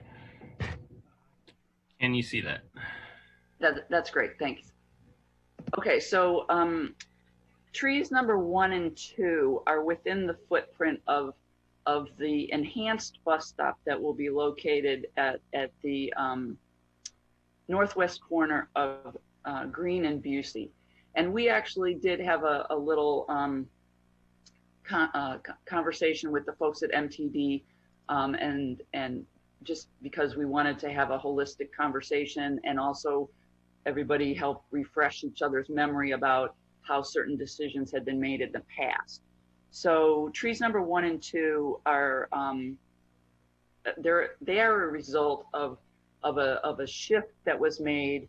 The original design, which was the preferred design by MTD, was that the bus stop be located at the northeast corner of Green and Busey and not the northwest corner of Green and Busey. And they call that a near side stop, which is something I'm going to put in the memory bank because it sounds like I know more than I do. But that would have led to the removal of healthier trees. And so the compromise was made to move the stop to the northwest corner. And that is impacting the 2 sugar maples that are trees number 1 and 2. Now I would note that Kevin updated the hazard rating for each of these trees, and the hazard rating for tree number 1 is now a 7, and the hazard rating for tree number 2 is now an 8. And as I think we noted last week, trees are eligible for removal if they're rated 7 or above. Now, tree number 3 is a non-native Siberian elm, and it has as we noted last week, it has a major lean over the street. The hazard rating is unchanged, it's still a 6, but the decision was made to remove this tree because of the lean. It's more susceptible to disease because of the species, but also it's competing with a much better species that's on private property, and that's a buckeye. So that was the decision there. Tree number 4 is it has an updated hazard rating of 7, and deadwood was pruned out of it about 5 years ago. It's not considered to be in particularly good condition, and it's located at a corner where we're ramping down to accommodate the ADA ramp, so the amount of excavation is going to be increased there. Tree number 5, that tree, and I believe that we'll do the cross sections in a minute. I'm just going to walk through this all, Justin, but that's the first one we have a cross section for, I believe, right? Yes. Tree number 5, okay. So in that case, the tree is very close to the sidewalk, and we're hoping that once you see the cross section, you'll understand why construction is problematic with some of these trees, because it will the excavation will significantly impact the roots there. So this is also a declining tree, and it has an updated hazard rating of 7. Tree number 6, which has been a focus of attention, and it was listed in terms of the reasons for removal, that in part it was tree condition and part is about the bus stop and ADA accessibility, but it still has a updated hazard rating of a 6. But what I want, and we had this conversation with the folks at MTD, this is not really being, the cause of us wanting to remove this tree is really not the bus stop. It's that it is near the corner, and so we have this down slope of the I believe the elevation of the sidewalk is changing, and then we have the downslope associated with the ADA ramp. So in light of the fact that we thought the tree should be removed, we moved the bus stop into a better location. Could the bus stop be moved? Yes. Would it change our conclusion and recommendation? No. So people have focused on moving the bus stop, and we hope through the cross section that we show you that you'll understand better why that's actually not germane to the discussion. Then tree number 7, that's another one where it's very close to the sidewalk and we're going to have to excavate into it. That one retains a risk hazard rating of 6, or actually that one hadn't been rated, but it's not in particularly good shape. Tree number 8, that is another one that's right on top of the sidewalk. I believe we have cross section for 8. That one is a declining tree, and it has an updated hazard rating of 8. And then the last tree, tree number 9, has an updated hazard rating of 6, so that was unchanged. But this is another one that's located at a corner where the ramps are coming into play. So now I'm going to ask Justin to show you. We have selected trees. I believe we have 5 and 6 and 8 and 9, if I remember correctly, to show you the cross sections to hopefully illustrate better for you, so you can understand what when we say impacted by construction, you'll understand better what we mean. So go ahead, Justin. All right, so this is tree number 5. I guess I don't have the addresses in front of me. This would be in front of 609 West Green Street on the south side of the road. So this would be looking towards the east. And what we'll see. List. Yeah, I don't think you're sharing your screen, Justin. Oh my. You still have the chart up there. Is it? Oh. Let me try this again.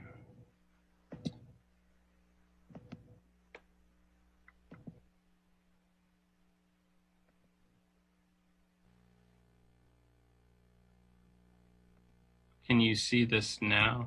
Yes. Okay. Okay. All right. Sorry about that. So this is a cross-section view looking towards the east. This tree's on the south side of Green Street in front of 609 Green. One thing to note here, and it might show up in the picture on the next slide, is that there's actually a brick fence, kind of an accent fence on the other side of the sidewalk here. So there was not a consideration for an easement to bump the sidewalk out due to the decorative fence, but also the amount of excavation. We'll see this on all of these cross sections. The amount of excavation necessary on the street side in most cases is about 2 feet. Then the sidewalk in most of these locations also, or all these locations, is going to be lowered as well. So here we're showing that number 6-inch cut at the tree. That's the elevation change of the ground level at this cross section at this point on the street. So that alone is, that's getting into the shallow root system and just the roots around the trunk of the tree.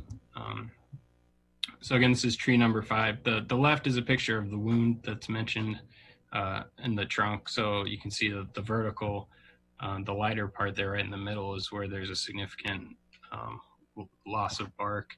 And then on the right, we can see just how close that tree is to the sidewalk. So imagine dropping the whole profile here about 6 inches, and the damage that can be had on the sidewalk or to the tree because of that excavation. Justin, are you asking that, are you saying that the sidewalk will be lower than we see it today? The Yes. sidewalk itself will be lower? Yes. So And- Justin, can you also describe the amount of excavation associated with just the depth of the sidewalk itself to accommodate the concrete and the gravel? Yeah, and so that's not quite shown here on the right though. So where we have the sidewalk, and actually I misspoke, the sidewalk will be at the same elevation. What's required is that to remove that sidewalk and then excavate a further 6 inches to accommodate the new subgrade for the sidewalk, and then to replace the topsoil at that location. So at this location, the sidewalk itself isn't coming down, but in order to excavate for that sidewalk, or to place that new sidewalk, we have to excavate down 12 inches into the existing soil. Can you just point to, just go back for a second on the cross section, just to make sure everybody understands, where's the sidewalk, where's the street? Okay, yeah, so the sidewalk is shown here on the right side, ending right here, and then this would be the parkway, what's grass now, where the tree is. And then here we show the curb and gutter on the side of the street. This section is the subgrade, or the subbase for the pavement. So this would be the rock, this would be the concrete.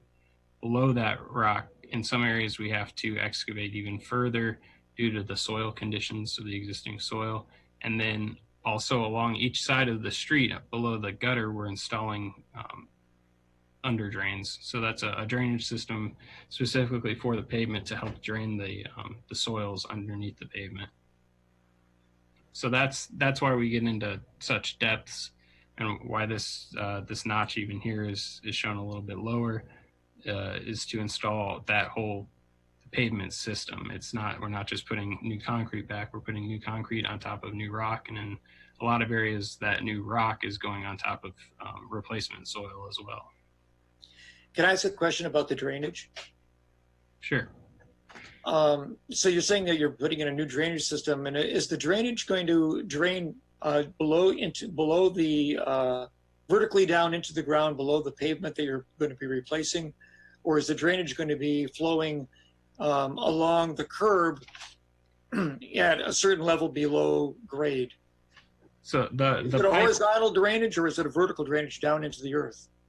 It's a horizontal drainage. So the pipe itself will be in this lower section of the soil, and it's draining the soil. It's a perforated plastic pipe that is draining the soil, and that water then flows horizontally into a storm sewer.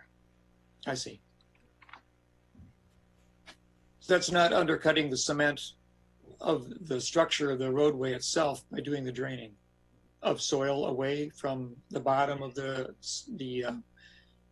pavement? The intention for that is to keep the soil below the pavement dry, so that the effect of the freeze thaw is less on the new pavement in the winter. Oh, okay. And to help with early settlement. So that's tree number 5. Tree number 6, this is the tree at 601 West Green, where the proposed bus stop will be located. So here we can see a significant grade change. This is due to, if you go out and look, and I try to capture in the pictures that we'll show, there's a significant grade change or elevation change from this location to the intersection at Orchard. So, here, regardless of the bus stop being at that location, the sidewalk needs to be lower, so that we're meeting the accessibility guidelines just to get to this point on the sidewalk. So that that tree has a shallow root system that'll show up in the picture here next, and then again we're cutting that under drain depth for the new soil or the new pavement, and at the tree location, the excavation depth is going to be 15 inches. And so here on the left, we can see the really shallow root system and all those roots that are, will easily be damaged by the excavation that's necessary to meet the accessibility requirements for the sidewalk. And then on the right, you can get a sense of just how much higher the tree and the base of the tree and the parkway is than the intersection or than the street pavement. So much so that there's actually a step in front of this house to get down from the carriage walk, the private sidewalk onto the street. So Justin, does that mean that if the tree's removed, the soil from the sidewalk edge to the will be slanted and lowered, so that there'll be a kind of a ramp then leading to the edge of the curb where the bus stop where the person would get on the bus? Yeah, so that's shown here. This is the bus stop. So it'll be pavement from the edge, and this actually will include a curb-like structure or small wall between the existing yard and so there'll be a retaining wall there. Right. So there'll be a small retaining wall as part of that sidewalk, and then this is the sidewalk or the bus stop pavement or pad. So there'll be quite a bit of excavation across somebody's yard to maintain this lower sidewalk level then as one approaches this corner. Is that correct? Anywhere we're doing excavation on private property where we did not obtain a permanent easement, we have obtained temporary easements. So some grading of private property may need to be done, but we've obtained temporary construction easements to accommodate that. It is the drop from where we are as far as the surface to the new surface, is that the 15 inches or is that 12 foot? You mean this elevation here? Yeah, that's correct. I'm not sure that number, I'm not sure of that number. Based on the hatching there, it looks like it would be, right at about a foot. Okay. From the top of the wall there to the. So the retaining wall may extend across the person's front of their property somewhat too, to allow for that repositioning of the sidewalk. It's right now the sidewalk's too high, this corner, is that correct? Right, that's correct. All right. Thank you. Okay. So again, the pictures for tree number 6. You can also see how close that tree and the root system is to the sidewalk. Tree number 7, this is in front of the property at 508 West Green. It's the property itself is a parking lot. So there's kind of a hump here where the tree itself is, and the tree, as we'll see in the picture, actually the base of the tree sits higher than the existing sidewalk. So in this case, the sidewalk itself is not being lowered, but again, the 12 inches of excavation on the left side here in the cross section, in combination with the 2-foot excavation on the street side for the new pavement, the under drain, and then lowering the parkway is going to do significant damage to that tree's root system. And what's the necessity for not leaving the bump as it is? If you're not changing the position of the sidewalk and the current slope where the tree is sitting is almost satisfactory for the edge of the curb, why would you want to scrape away the bump? I mean, what purpose is that? Well, we show the bump going away here because we show the tree going away. Well, that's one of the questions that people have. I mean, if the tree was left alone and you didn't try to scrape the bump down, I mean, you could still have the sidewalk where it is. Well, still have the curb where it is. The reason for removing the tree isn't to take the bump down. It's because of the damage that's going to be caused to the tree's root systems by the excavation on either side of the tree for the sidewalk and the street pavement.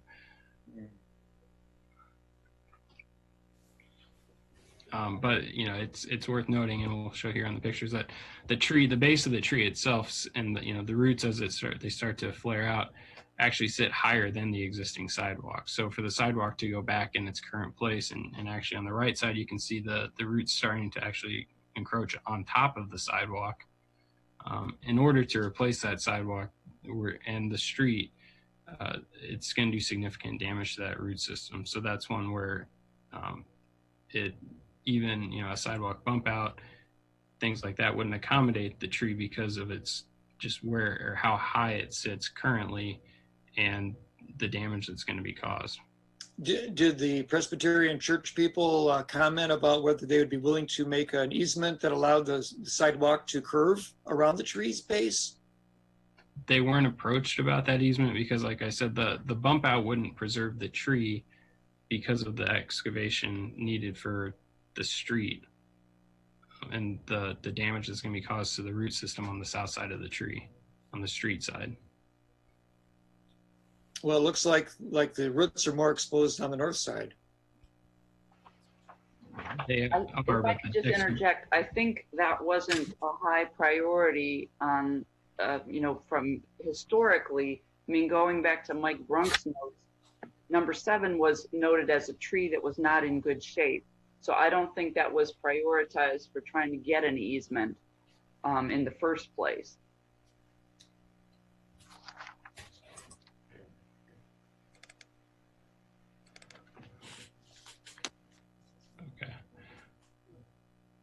So we'll move on to tree number 9 then. This is at the corner, the southwest corner of the intersection of Green Street and McCullough. This tree, so it sits just south of the sidewalk ramp that we'll see as it crosses Green Street. So again, here there's a significant elevation change for the sidewalk, and that's true for both the Green Street side. This is looking at this is looking down McCullough towards the north.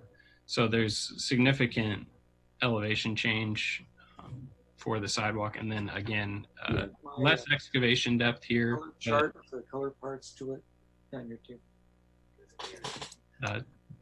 The combination of elevation change and the excavation depth here mean that this tree that's already somewhat unhealthy is going to be put at greater risk of failing. So I think that's all we had, right? Or did you have pictures of number 9 that you wanted to show? Yeah. So, and the brick sidewalk on McCullough, brick sidewalk's even more susceptible than concrete sidewalk to buckling and moving with tree roots. And again, that tree is just so close to the sidewalk on both parts of the sidewalk there that the elevation change is going to do significant damage to the root system. So I think that's all we had to present. Can you remind me, Carol, our representatives from the Mass Transit District here? I think Jay is on, let me see. I know he was earlier. Let me see. Jay Rank is on. I don't know if there's anyone else, but. And he's an engineer with the Mass Transit District. Yes. Okay, so if there are questions related to things from the MTD's standpoint, then he'll be available for answering. I see a hand up. Mary Alice, you have questions? I do. So I want to thank staff for going through these, re-evaluating them. I also want to thank the public. I really enjoyed some of the pictures that people sent. I think Dan's daughter gave a thumbs up or thumbs down. It was nice to see the different pictures there. I think Dennis also went out and took a lot of pictures. So I've given some thought to these types of trees and when is a good time that we should be cutting trees and when is a time that we should be preserving trees. In order to be consistent with how we evaluate trees across the city, we slate for removal if the condition, a hazard condition, is 7 or higher. So if I look at this new rating that we received, I guess this weekend, a lot of these trees are at that rating of 7, right? So we have 1, 2, 3, 4, we have 4 trees that are in that rating of 7. So regardless of if MCOR was happening or not, it could be possible that these trees would be slated for removal, just as an overall picture of how we manage our trees. So that's number 1. Number 2, I understand the complexities of trying to figure out the best location and the types of requirements for the MTB bus stops. So I'm not really concerned about, I don't like the fact that we have to remove trees in order to do that, but I understand the reasons why we have to do it. And third, the ADA requirements in terms of the sidewalks and so forth are something that we need to take seriously. So I don't really have a problem with trees that fit the criteria for us to allow for better accessibility. So that brings me to all the trees that don't meet those things. Okay, so any tree that is 6 or less in the hazard rating, any tree that is not part of the creation of the bus stop, and any tree that's not going to interfere with the ADA compliance in the curb cutout on the sidewalk. So I listed a couple of trees, and I think I just want to confirm, because I heard from Justin today some of the reasons why some of those trees that don't fit that criteria have been recommended for removal. And that would be, let me see here, I think tree 6 is one of the ones that you talked about the elevation change, and tree 9, is it tree 6 and 9, is that right? Yes. Yeah. Sorry, I've got split screens trying to scroll through my spreadsheet here. So just to reiterate, in order for those, in order for the project and the what needs to happen with the sidewalk, what I'm hearing you say is that elevation is going to be lowered, so more of those routes will be exposed, regardless of what happens in construction. Is that correct? Yes.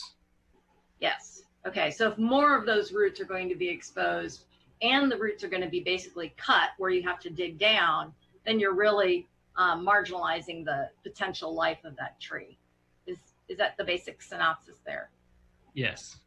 Okay. And then that leaves me with, let's see here. Gotta make this bigger. That leaves me with tree 3 and potentially tree 7, if I'm looking at that correctly. So tree 3, did you have a picture of tree 3? I did not, no. Tree 3 is the one that's leaning. It's a Siberian elm that's leaning heavily over the street away from a much healthier Buckeye tree. So when we typically look at trees that are perhaps leaning over the street, how do we account for that in terms of the hazard rating? I think Kevin Sanderson might be, I think he's called into this. So Kevin, if you are on and could talk a little bit maybe about the tree hazard ratings. Yeah, Justin, this is Kevin. The hazard rating for leaning trees is if it's got less over a 45-degree angle, becomes a hazard automatically, just because the root system compromised on the opposite side's basically holding it. And that's the area they'll be cutting the roots for the excavation of the sidewalk. I'm sorry. So you said that if a tree is at a 45 angle, then it's considered a hazard. And then I would assume that your hazard rating would be a 7 or higher. Yes. Okay. So in this case, this tree is leaning, the hazard rating is 6. So what is the difference between including the leaning of a tree into the hazard rating and the fact that this one is a 6? That one probably could have been moved to a 7, just being considerate of the health of the tree. I kept it at a 6. But like I said, with the cutting of the roots on the opposite side of the lean, it's going to give it more. The hazard rating would definitely go up after they cut the holding roots on the opposite side. Okay, so the tree leans into the street. You'd have to cut the roots on the sidewalk side, correct? Yes. Which could potentially increase the leaning of the tree. It would definitely weaken the holding structure of the whole tree. Okay, and then that leaves me with tree number, was it number 9? Is that where I was? Number 7. Thank you. So this one is a number 6. This one has the root system exposed. And the notes here say a minimum 10-inch excavation to replace the sidewalk. Do you have a picture of that one, Justin? Number 7. I bet I do. He didn't do a cross section on that one. We do have a cross section for tree number 7. Oh, you do? Okay, great. Oops, I went too far. Okay, so when you excavate for this, whoops. So here's the cross section. Okay, so you're not increasing not the incline, the reverse. You're not dropping the sidewalk in this case, right? Correct. Okay. And the concern is that the roots are above ground. Yeah, so the existing roots are above ground, and what's shown more drastically on the street side, on the right side of this graphic, is just the excavation on or at the edge of the pavement for the new pavement system with the soil and the underdrain. So what's shown in red here is what's slated, or what will need to be excavated in order to build the new road. Okay, so I guess my other question here are all the trees that are not being cut. They're still, are there any trees, let me rephrase, are there any trees remaining in the parkway that have this same structure, sidewalk, tree, street, that we're not cutting right now? Yeah, so this is a pretty typical section, but I believe the other trees were determined to be healthy enough that they could withstand this kind of construction. That's what I tried to say in the beginning of my remarks, which is any tree that is in the public, that is in the parkway along this section of Green Street is likely to be impacted in some way. These trees, the combination of, either their proximity to, a corner or their general physical condition, they were determined to be at greater risk because of the construction. And so, or in a few cases, they were actually in the footprint of an improvement that was going in. Okay. I guess, out of all the explanations and so forth, this tree number 7, I guess, is my question mark. I think all the other trees could kind of gone through kind of my list of rationale, but I'd like to hear what other council members have to say. So thank you. Okay. Any other questions or comments? Bill Brown and then Dennis. Yeah, I don't have really any specific tree other than one that's already on the other side where they're constructing. I think the 306 West Green, it's one of those kind of middle-age oak trees that still has a lot of potential in it. I think I'm more partial to those than I am to these 150-year-old maples that are probably not going to last more than 20 years, whether we do anything or not. So I guess I'm a little interested in how we might be able to improve the process to save that kind of tree in the future. It's too late already to save that one. As far as when we purchase easements or negotiate the easements, do we always just offer the price per square foot of assessed value in the neighborhood? Is that there's a pretty basic calculation where you assess the value of the land, average land value, and place a value on it, and that's what you offer? And did you get the impression from talking to any of these people that price would really make any difference? If we could offer a couple $1,000s more, would it make a difference? Or did they just think, well, I don't want the tree, so I'm not going to give you the easement? So I think I might be the best one to talk about the process. So there's a fairly rigorous process that you have to follow because it's an IDOT. We're using IDOT standards. So because of my background, I had to take an online training, but I have background in real estate valuation, and they're pretty strict about. And we use sales. We didn't just use.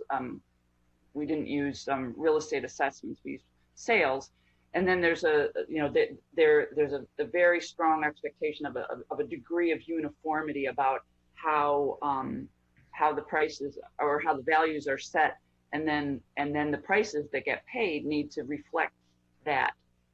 So the opportunity to sweeten the pot was really limited. That's because we had to use IDOT standards. If it was a completely local project, we'd have a little bit more flexibility in how we did the valuations and in how we negotiated the easements. But in the two cases where we were not able to negotiate easements, it had nothing to do with price. It had everything to do with the folks wanting the trees gone. They don't want the trees. Okay, and could it? I appreciate all the efforts you've done. I do think that everybody involved in this project has had trees in mind. I know when we looked at the initial drawings in 2015, they said, we're gonna have to remove some trees. We're also gonna have to remove some parking. So these are things that we're gonna have to work through. And I think they did try to minimize that. And I appreciate MTD being cooperative in moving that bus stop, even though it's probably taken down the two largest and well, one of them was beautiful until just a couple years ago. It went downhill pretty quick. But the two big maples in the 800 block of Green Street, I think, are some of the largest and potentially beautiful. The first one had some cables in it, and I think trees can live a long time with cables. But then when I read on that it was hollow sounding and started to have bad branching and stuff, I understand the decision to take those away and leave the more middle-age healthy trees on the northeast corner there. So moving the bus stop, I think, did help there, even though it take down those two trees. I did look up who used to live there, because that wasn't always an apartment building. It was A.M. Buswell. I thought that was kind of ironic, Buswell, because we're going to have a nice bus stop there. But A.M. Buswell was also chief of the Illinois Water Survey. This was in 1929. I got out my handy city directory, 1929 city directory, and looked it up. And so 91 years ago, those trees, I'm sure, were there. I don't know how big they were. Maybe Kevin Sanderson would know. But he was also chief of the Illinois Water Survey at the time, and was actually a sustainability advocate himself. He was a big proponent of anaerobic fermentation of plant products like corn stalks and stuff to turn them into methane gas for fuel. So it's ironic on those two on those 2 points anyway. So I guess as far as the process goes, I still think there ought to be, we couldn't offer them a sweetener with price, then maybe some kind of design option where you add a bench or something. That a law office, you'd think that, if you had a nice bench and tree there, people would hang out and notice the law office. I don't know. You'd think that there could be some amenities that might appeal to people. But if nothing worked, nothing worked. I wonder if if there might be a tree commission role in the future if we wanted to add something, because there's going to be projects like this. The one I'm thinking of right now is Florida Avenue, that needs to be completely reconstructed between Lincoln and Race. There's a lot of nice older trees on the north side of Florida there.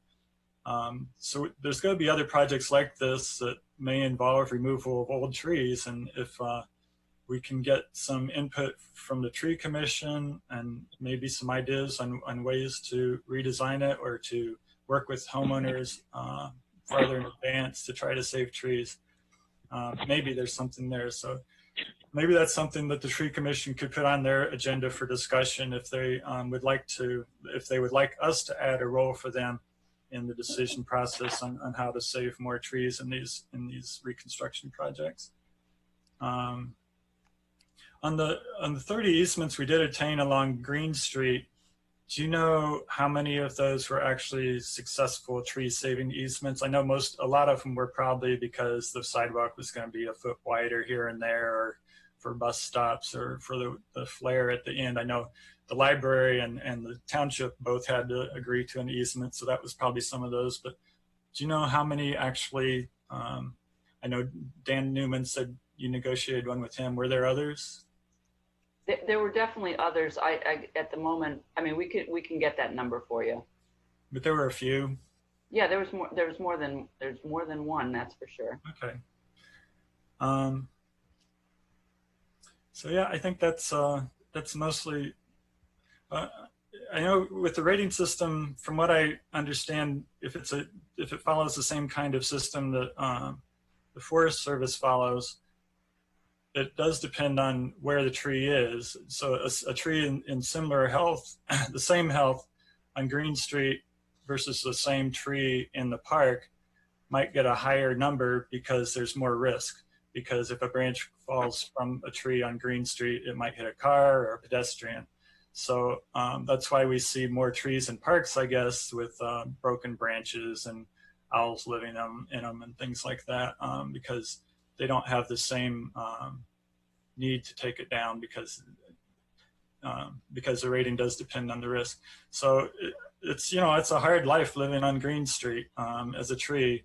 I think the ones that have been there for a long time have really provided a lot of good use, and I think we also all recognize that the benefit to the trees goes way beyond the dollar amount in the eco valuation, the few $100s a year.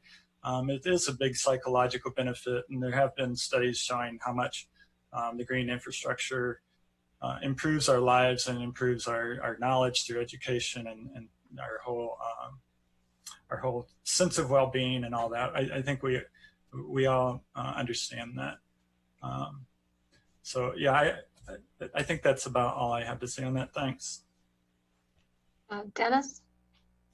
Yeah, thank you. Let me see if have I unmuted myself? You're audible. Okay, very good. So I don't know. I just want to. Okay, I'll say thank you for the more detailed explanation. I appreciate Carol Mitten making some more information available to us. I would say that it was. It didn't give people very much time to assimilate, the effect of this information, or even to understand truly which trees in particular were finally decided upon to be removed. I know it's been said that, people could have gone to a meeting at, in 2015 to learn about the trees and, learn that some would be removed. Of course, things have changed since then, and that was 5 years ago. And most of the focus of the MCOR project has all been in Champaign, except for that part which has been at the university between Wright Street and Lincoln.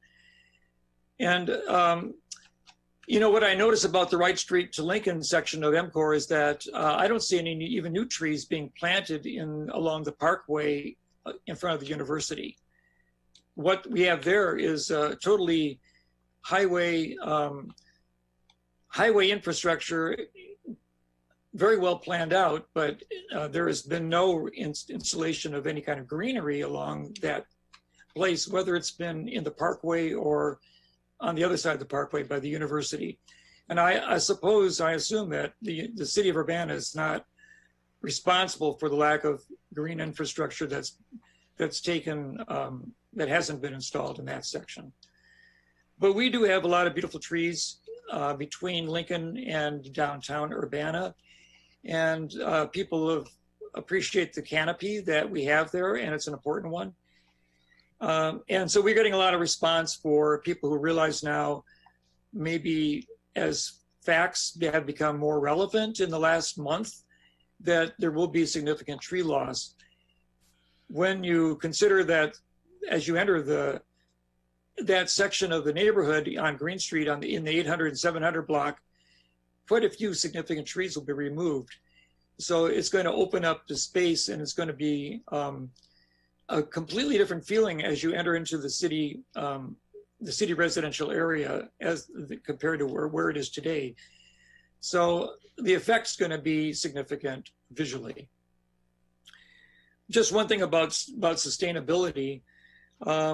A tree that's coming down, tree number 1, it's slated for removal because of the expansion of the MTD platform. It's a sugar maple. It's 61 feet to 70 feet tall. Its ecological value is very high because it removes 489 pounds of greenhouse gas and captures another 781 pounds of greenhouse gas a year. If it were to be replaced by a tree that was even as high as 20 feet tall, the greenhouse gas capturing per year by the new tree, the sapling that replaces it, will be 12 pounds. That's a loss as far as value go for eliminating greenhouse gases in our community of 98%. The root system absorbs in this tree, number 1, 4,415 gallons of water per year as it absorbs water from the soil from rain and downpour. The new sapling that will replace it will conserve 38 gallons of water per year. It's based on an example A, which is a 20-foot tall tree, a bur oak, on the same block, just across the street. So the water retention quality that we are going to lose is 99.14% of the value of the first tree that we're taking out. So it's not a small thing to talk about the ecology and the balance of loss and gain when we are replacing a very large mature tree that's very functional as far as its ecological value in the community to a sapling. I just want to say that generally because we're taking out a significant number of taller trees. The community has, of course, responded to its love and concern for the trees. Mostly it's an aesthetic hit that street's going to take, and people respond to the fact that they hate to see what seems to be a healthy tree with a full crown of leaves reduced and sawn down. And probably some of these trees wouldn't be impacted at all if we didn't do the new sidewalk. And where we have managed to achieve easements, I'm very pleased that the city has taken some time to do it. But I would just like to share a story that comes from Don Newman, who the city approached concerning the tree in front of his house. And he shared with me the fact that when the city first approached him and told him that the tree would be removed so that the ADA compliance would be reached for the corner, and also that because of the sidewalk, they wanted to acquire some of his property for the wider sidewalk. He said that he had asked the staff to show him where in the literature the required ADA compliance required the removal of his tree. And when I insisted, quote, he says, that they provide me, quoted an excerpt from the ADA document that specifically answered why they needed a 20-foot easement around the tree on his property, they were not able to provide one. So it seems like, okay, this was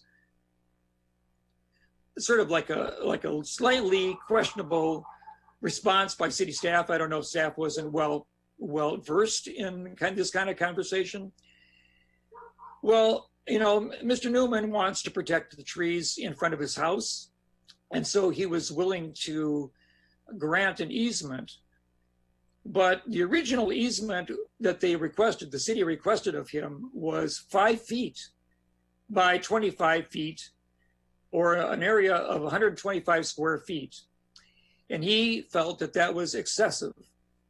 And ultimately, the city reduced its request to him to save the tree to 2 feet by 20 feet. So it almost cut in half, or well, cutting a third the amount of easement that they demanded of him, and yet the tree is able to be retained by this reduced easement. So I'm wondering if the city approached other city property owners with what might have been felt as an excessive request, and whether other people, as similarly to Mr. Newman, was able to barter down the amount of property that they were losing and still retain the trees, because otherwise they would not be able to retain them according to the city at all, and the tree would be cut down. As I said earlier, in the two cases where we were not able to negotiate easements, in those two cases, the people involved did not want the trees retained. So they weren't interested in giving an easement of any size. I understand that, but I was wondering if there might have been other people who might have agreed to an easement to allow the sidewalk to be moved slightly forward onto their property, and whether they really had been asked to sacrifice quite a lot of land rather than maybe the necessary amount. So that's the question I got. I mean, the only reason why I can even ask that is because of the story that Mr. Newman shared with me, that he felt that the ask of the city was pretty exceptional. And indeed, it turned out to be that they needed much less than they asked for. Okay, thank you very much. No, I'm not done yet. I have one more comment to make. One more comment? Okay. So I agree with Mary Alice that we should try to save some of the trees. I feel that I would love to see tree number 5 preserved as well, because it seems to be that it's well centered in the parkway. It has a straight bark. There may be some damage at the bottom, but it's narrow damage, and I don't think it's going to affect the actual survival of the tree for years to come. And I think that that tree should be looked at again. And I agree that any tree that we can save, I think, shows good faith in the community.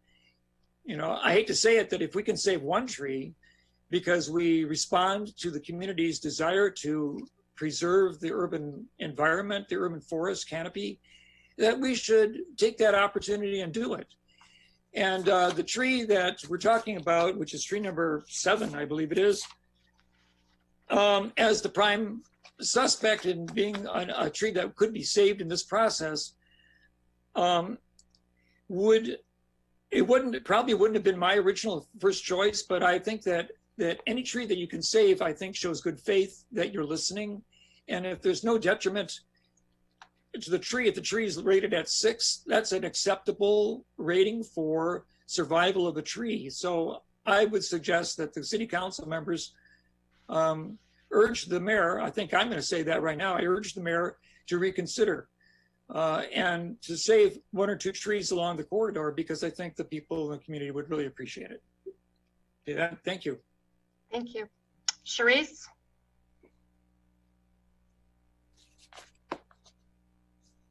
Charisse, your hand is up. Okay, yeah, I'm sorry. I really don't have anything to add. I do have questions regarding the Siberian elm. Is Kevin still online? Is he still around? Looks like, I'm on. Yes. Okay. The question that I have is basically because it's not a native. My understanding too regarding the whole tree city mission is that we try to have as many native trees, or we try to have all native trees. So is one of the qualifications for the removal for the Siberian elm also because it's not native? Not necessarily because it's not native, but it's just susceptible to ice storms, wind damage, location where it was leaning over the road. The native is for when we're replanting. We want to try to hit a native number for replanting. Okay. And my other question is the tree that's not the tree that has the beehive in it, right? No. Okay, the tree that has the bees, will that be removed in a way that the bees will not be harmed? Will they be donated? Will that area, that particular ecosystem, so to speak, kind of be given to U of I, or what's going to happen? You're just going to tear it down and the bees are scatter, and what's going to happen? It was oddly something that I was talking to someone about, because they asked me, you said, well, what's going to happen to the bees? And it's like, oh gosh, okay. Hadn't thought about that, and you brought it to my attention. So I thought I would bring it to one of you guys and just try to find out what's going to happen with the bees, because you do kind of have a whole environment there. And is there any plans for that? Or are we just going to tear down? That was Justin. I'm not sure what the contractor has planned for the bee removal. That would be the contractor's decision. Okay. Yeah, there's no provision in the contract for the bee removal. However, we do have resources for the responsible removal of bees. So the city can look into that to do our best to preserve that. Yeah, because, well, I was just thinking, there is such we have so many collapsed beehives and so on and so forth happening nowadays. I would think that would be kind of important to try to preserve that. Okay. Yep, we do have bee collectors on file to be contacted. Okay. That's it. Okay, thank you.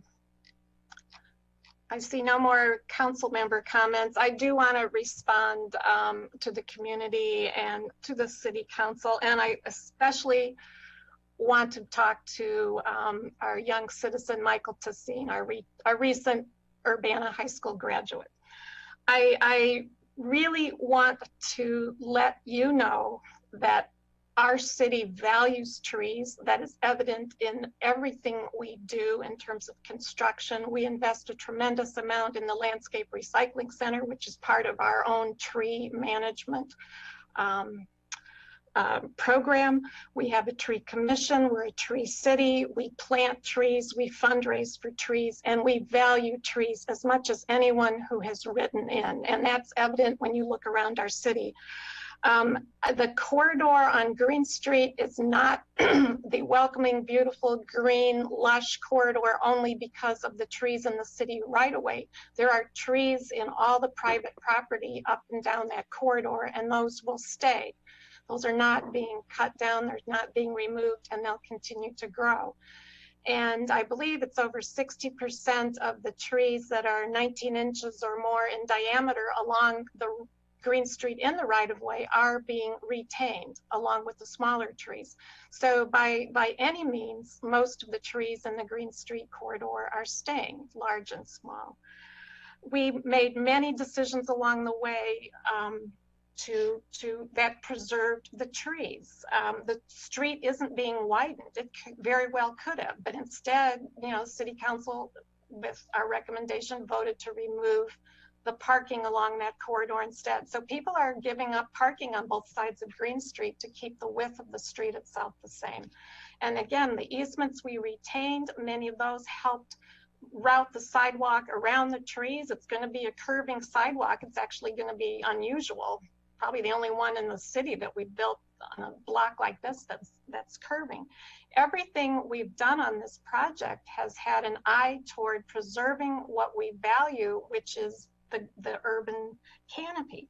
And the other thing, the new part of this project, what this project will bring, also reflects what we value. We value multimodal transportation. We value all ways of connectivity. We value the ability of people to get from one point to the next, whether they're can run a marathon or whether they're using a walker, whether they're pushing a baby stroller, whether they're riding a skateboard, or riding a bicycle. We value serving our community and everyone in it to the best of our ability. And again, you know, we've invested a great deal in our urban forest and maintaining it. We're most cities, I think it's safe to say, well, I don't want to say things I don't know, but many cities don't have in-house arbor divisions or in-house city arborists or in-house people who actually climb the trees and maintain the trees. And the city of Urbana does. And I'll tell you, it's not an inexpensive investment, but it's because we value our trees that we do it. Year ago Memorial Day of 2019, a tornado ripped through South Urbana and it touched down in my backyard. So I know what it's like to lose trees, and I know how much it hurts. And it ripped a 100-year-old oak tree right out of my neighbor's yard, and that provided most of the shade for my yard.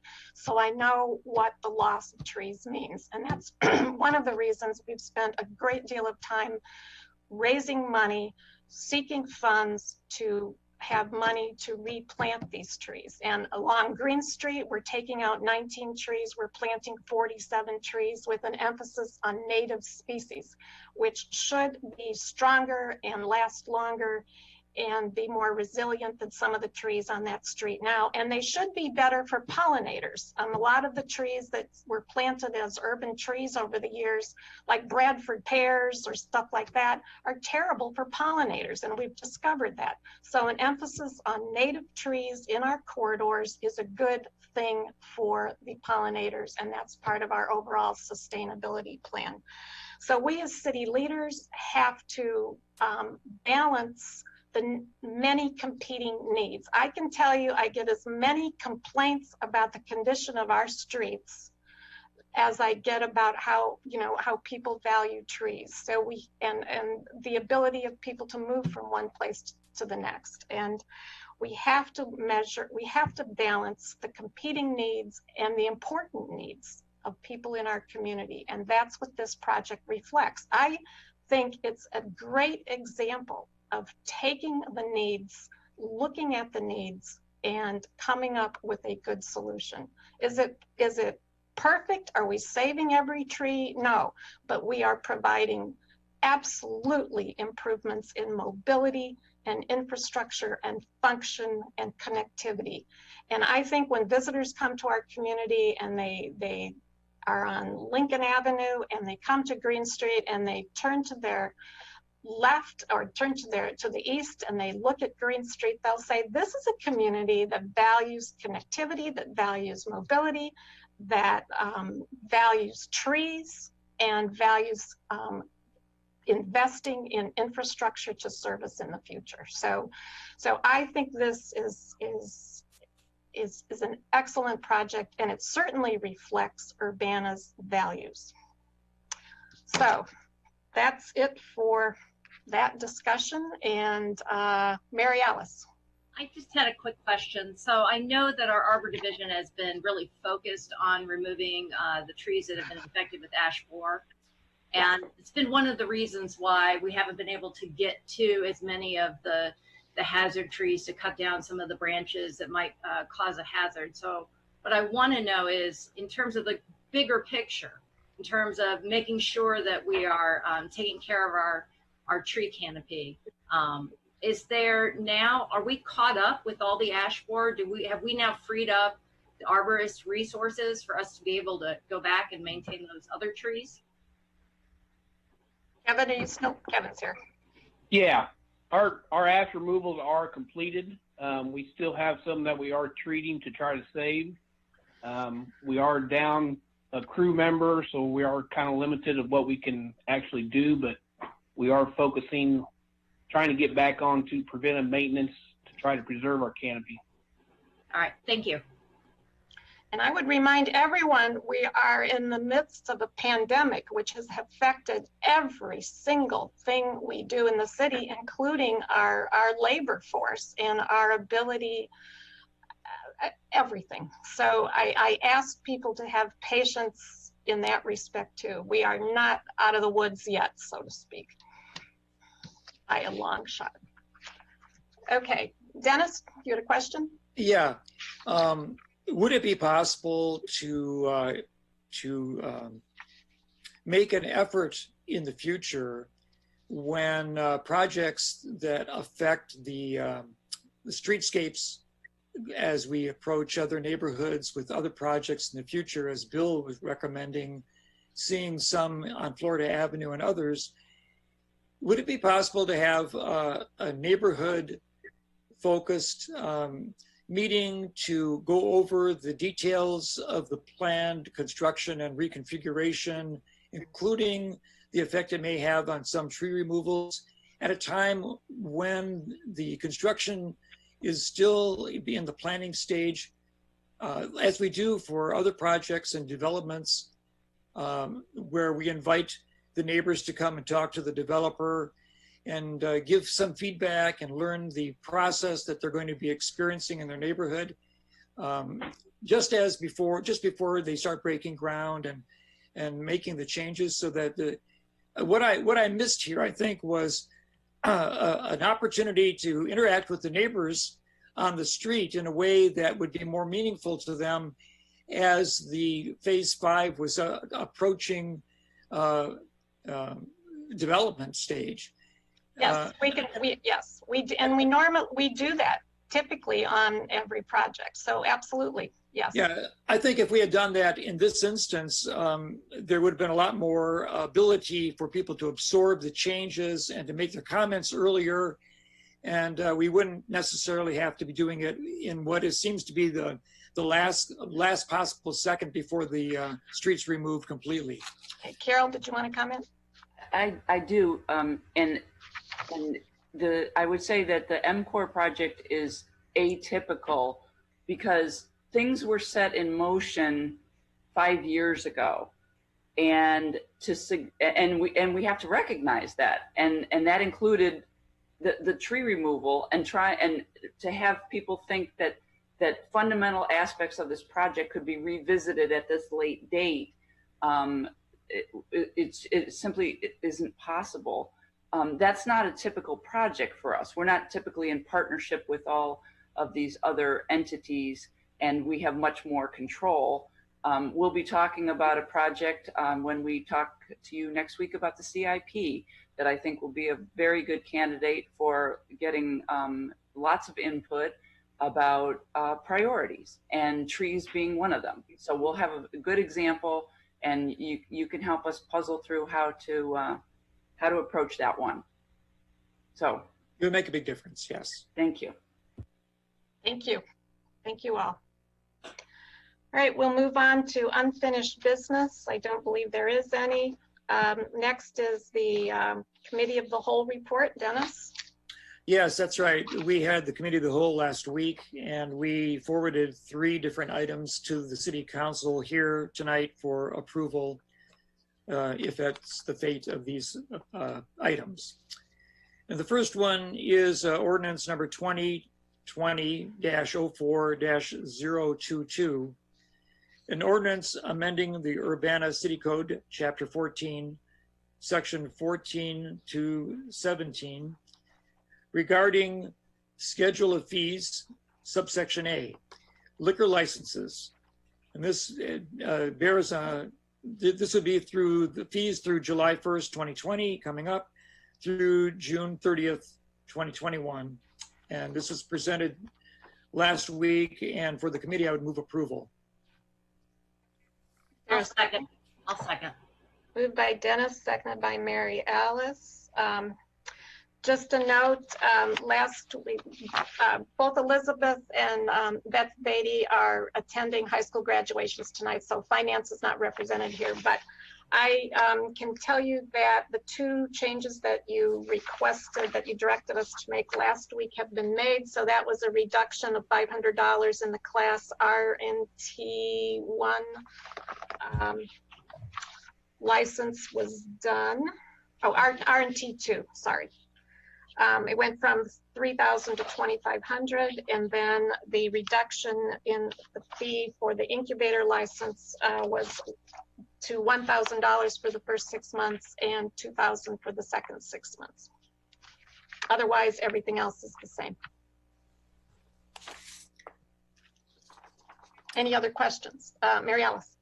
I don't have a question. I just want to thank not only city staff, but also city council for looking at these license fees fairly, making some adjustments last week. And so I really appreciate all the work that everybody did on this.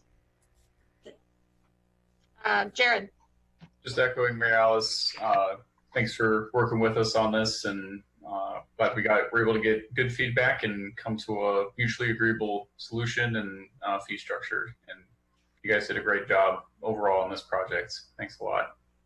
Well, this has taken 14 months from beginning to end. So I'm glad to be, well, we're at the beginning, actually. We're at the end of one phase, at the beginning of the next, and the end of the beginning.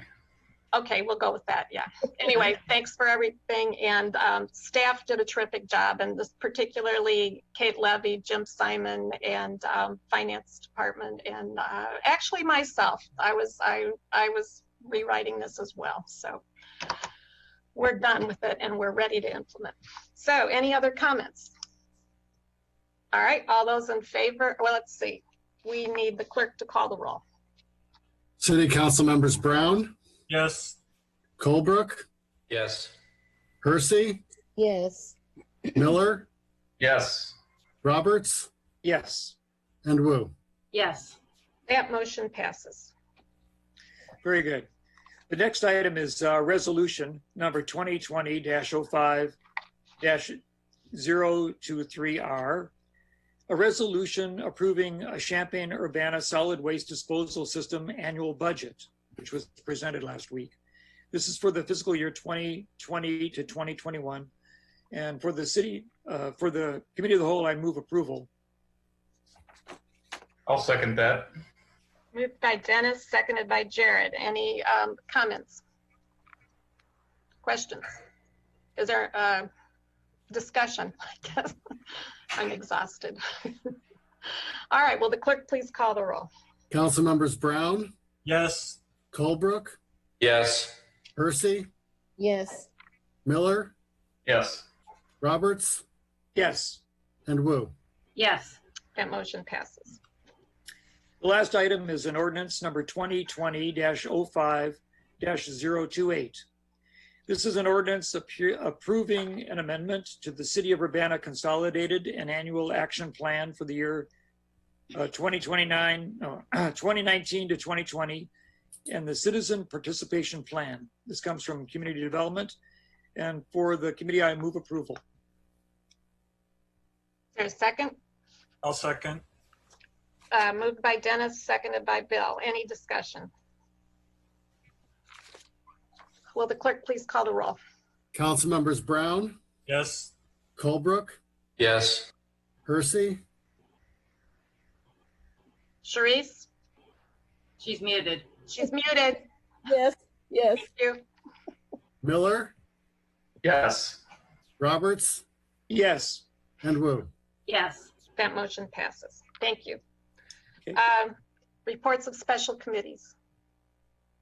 Is this where I talk about the census? Sure, you can talk about the census. There is a subcommittee in city staff who has been working on this. So yes, absolutely.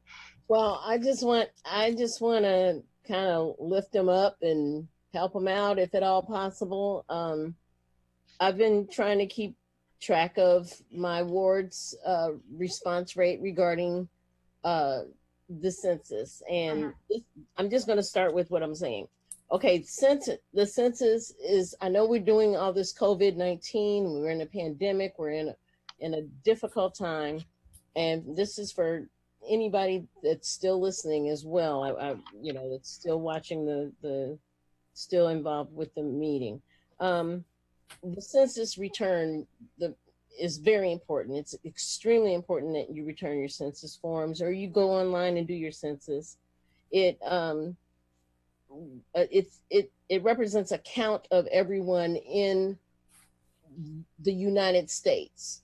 But particularly, let me just say how it affects our city of Urbana really quickly. It's $1,400 per person that the city of Urbana will get if you turn in your census. If you don't, that $1,400 is lost for 10 years.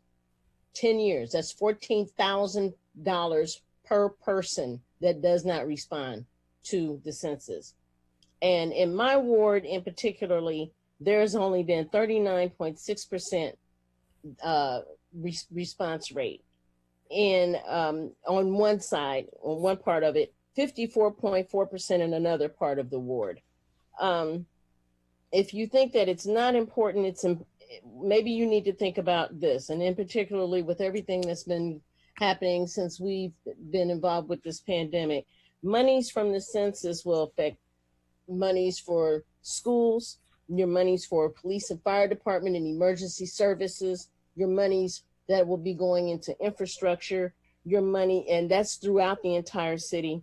It also affects the number of people or your representatives, how many representatives you have on the state and federal level. And so it's extremely important that this get response. And with COVID, we're already having a difficult time right now with COVID, okay, financially.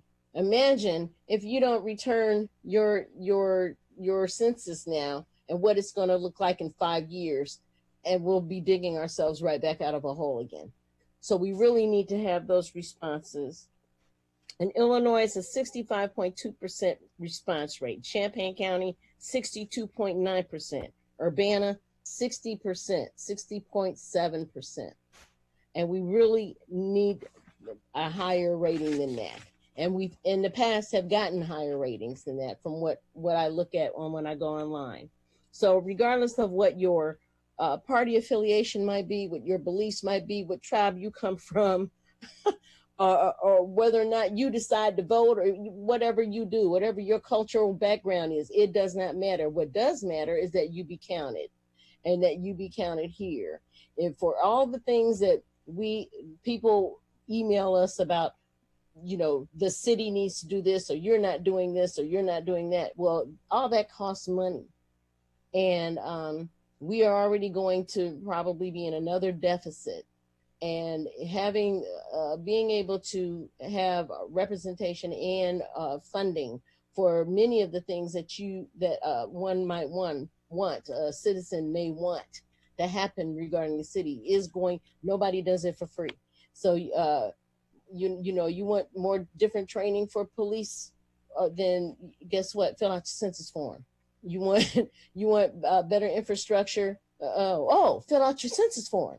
This would be a good time for you to try to remember that, for anyone to remember that. And I just wanted to say that.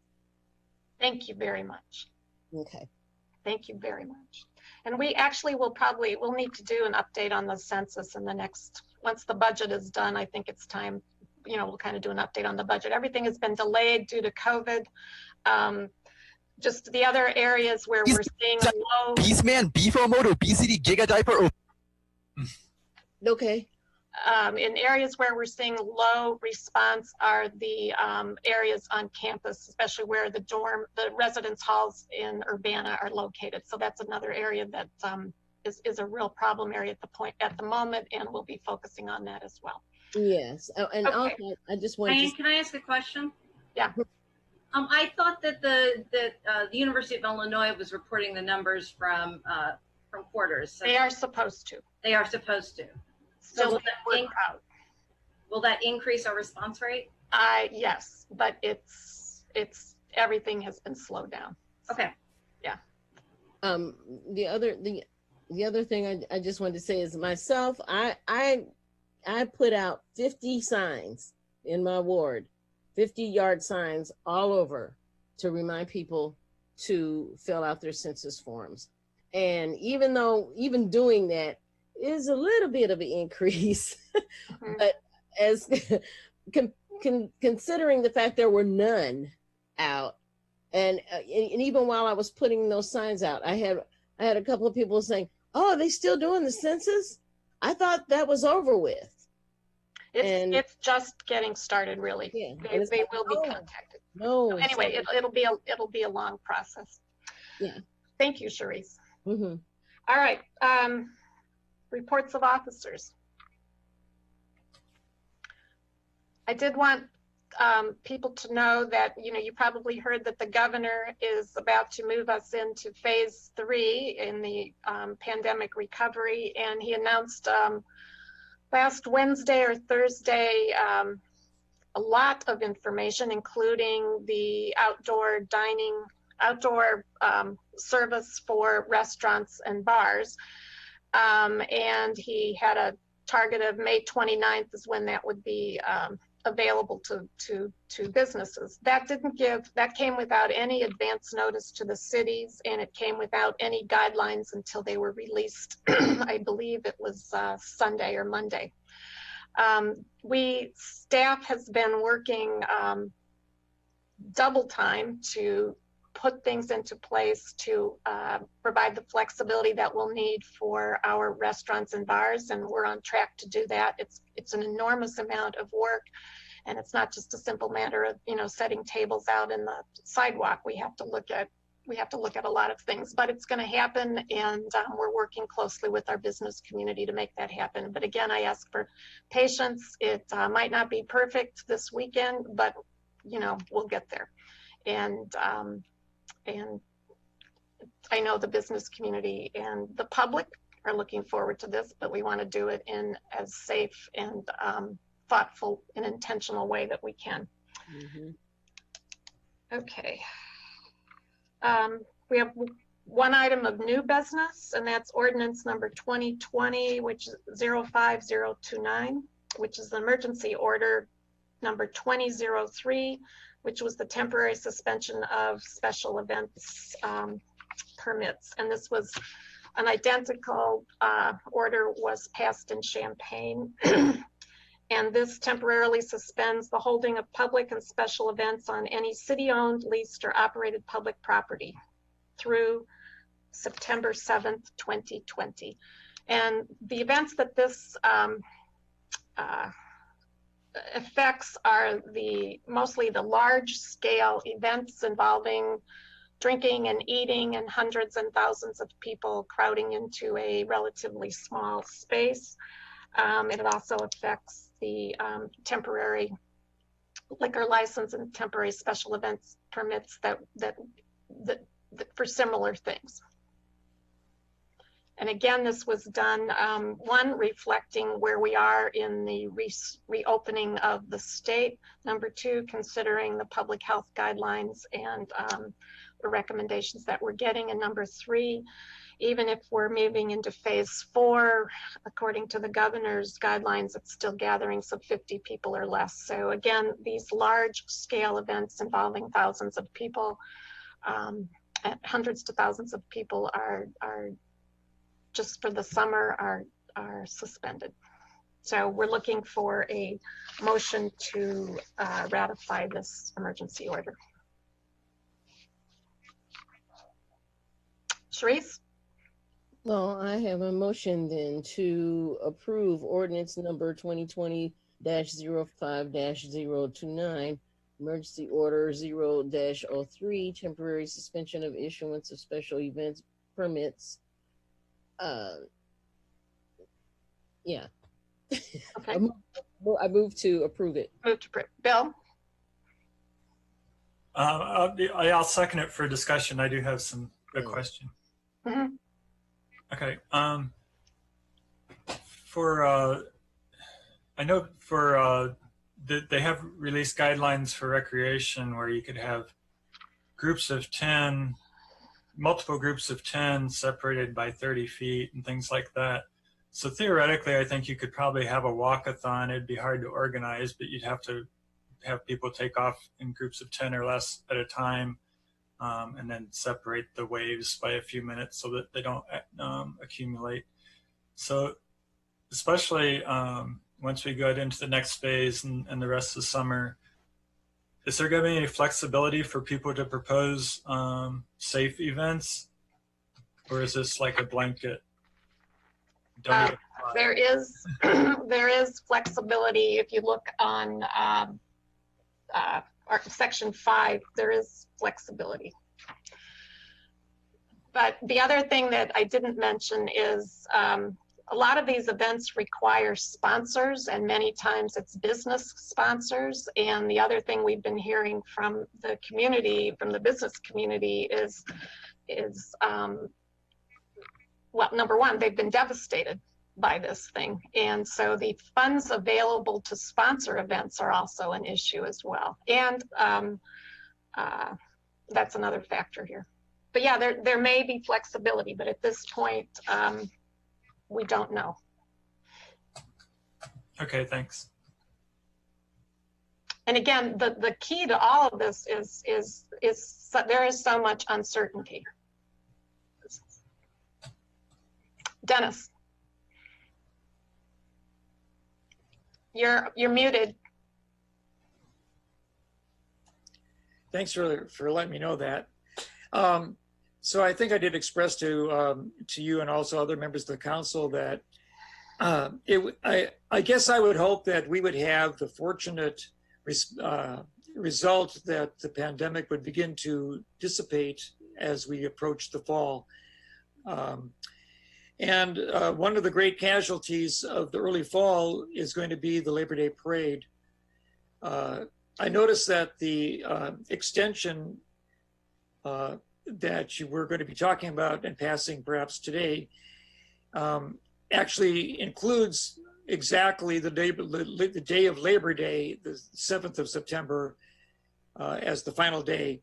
And my question was that, okay, if that was the extension, what makes the next day different that you could potentially allow a gathering? But I guess what we're going to find out is, as the summer progresses, is any kind of relaxing in the number of people who can come together to enjoy an experience, including perhaps a parade that's done with cars only and no people at a walking or something.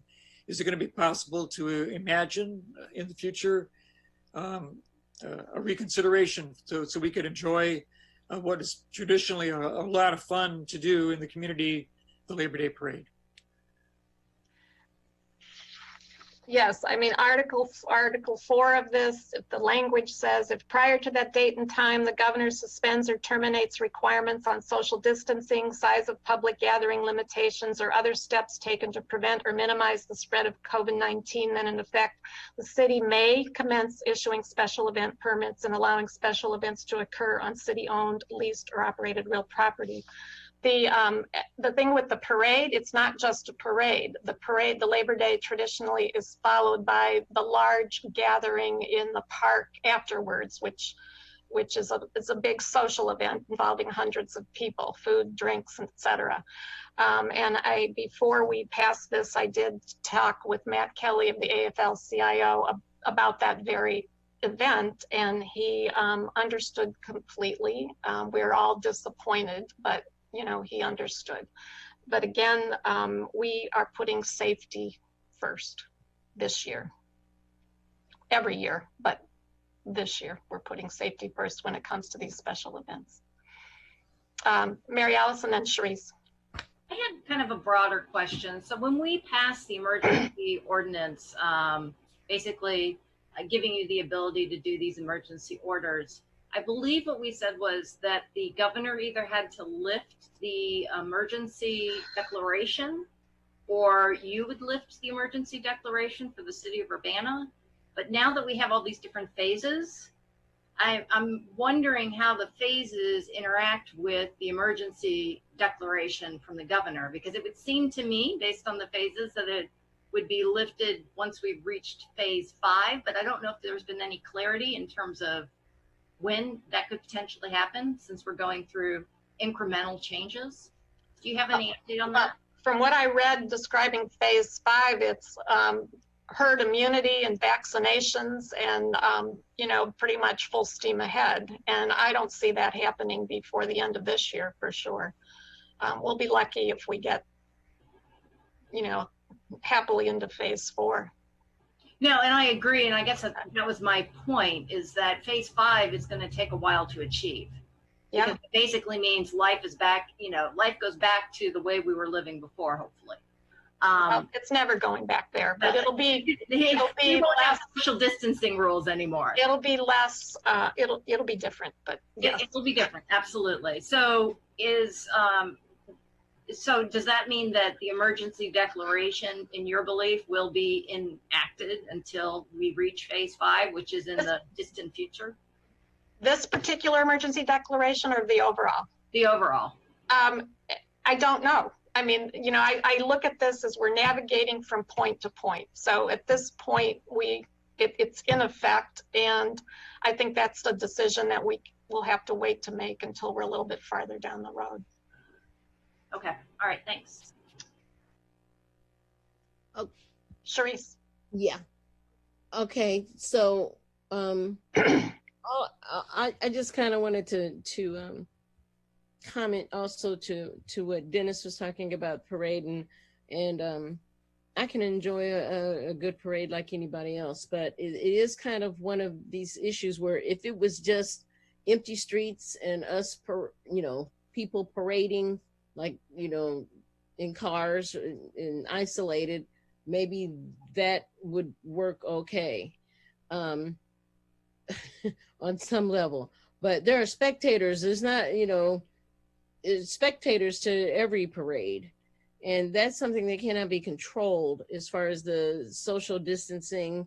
Is everyone going to cooperate and wear a mask? Do we really want to try to regulate and enforce those types of protections right now?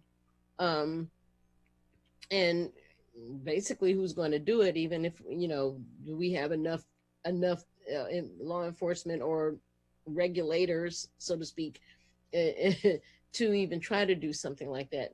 And also, everything is so unpredictable right now. I really don't have a problem with this going up till Labor Day. I'm sorry that it would have to. I think that had we had more information and more support as systematically with any of this, then this may be something that we could have overcome in just a few months. But I don't think that it's just so unpredictable right now. Everything is so unpredictable because our federal leadership is unpredictable. So I'm sorry, I feel with that. Yeah, and the Labor Day parade is traditionally what they call the candy parade. So you're constantly throwing things out to kids, and it's a high touch parade. Traditionally. So, yeah, this has been a tough one. Yeah, this is a tough one. But I believe we still need to vote on this. Any other comments or questions? Okay, will the clerk please call the roll? Council members Brown, Yes. Colebrook, Yes. Hersey, Yes. Miller, Yes. Roberts, Yes. and Wu. Yes. That motion passes. With no further business before the council, this meeting is adjourned. Thank you. Night, everyone. Night. Good night. Y'all in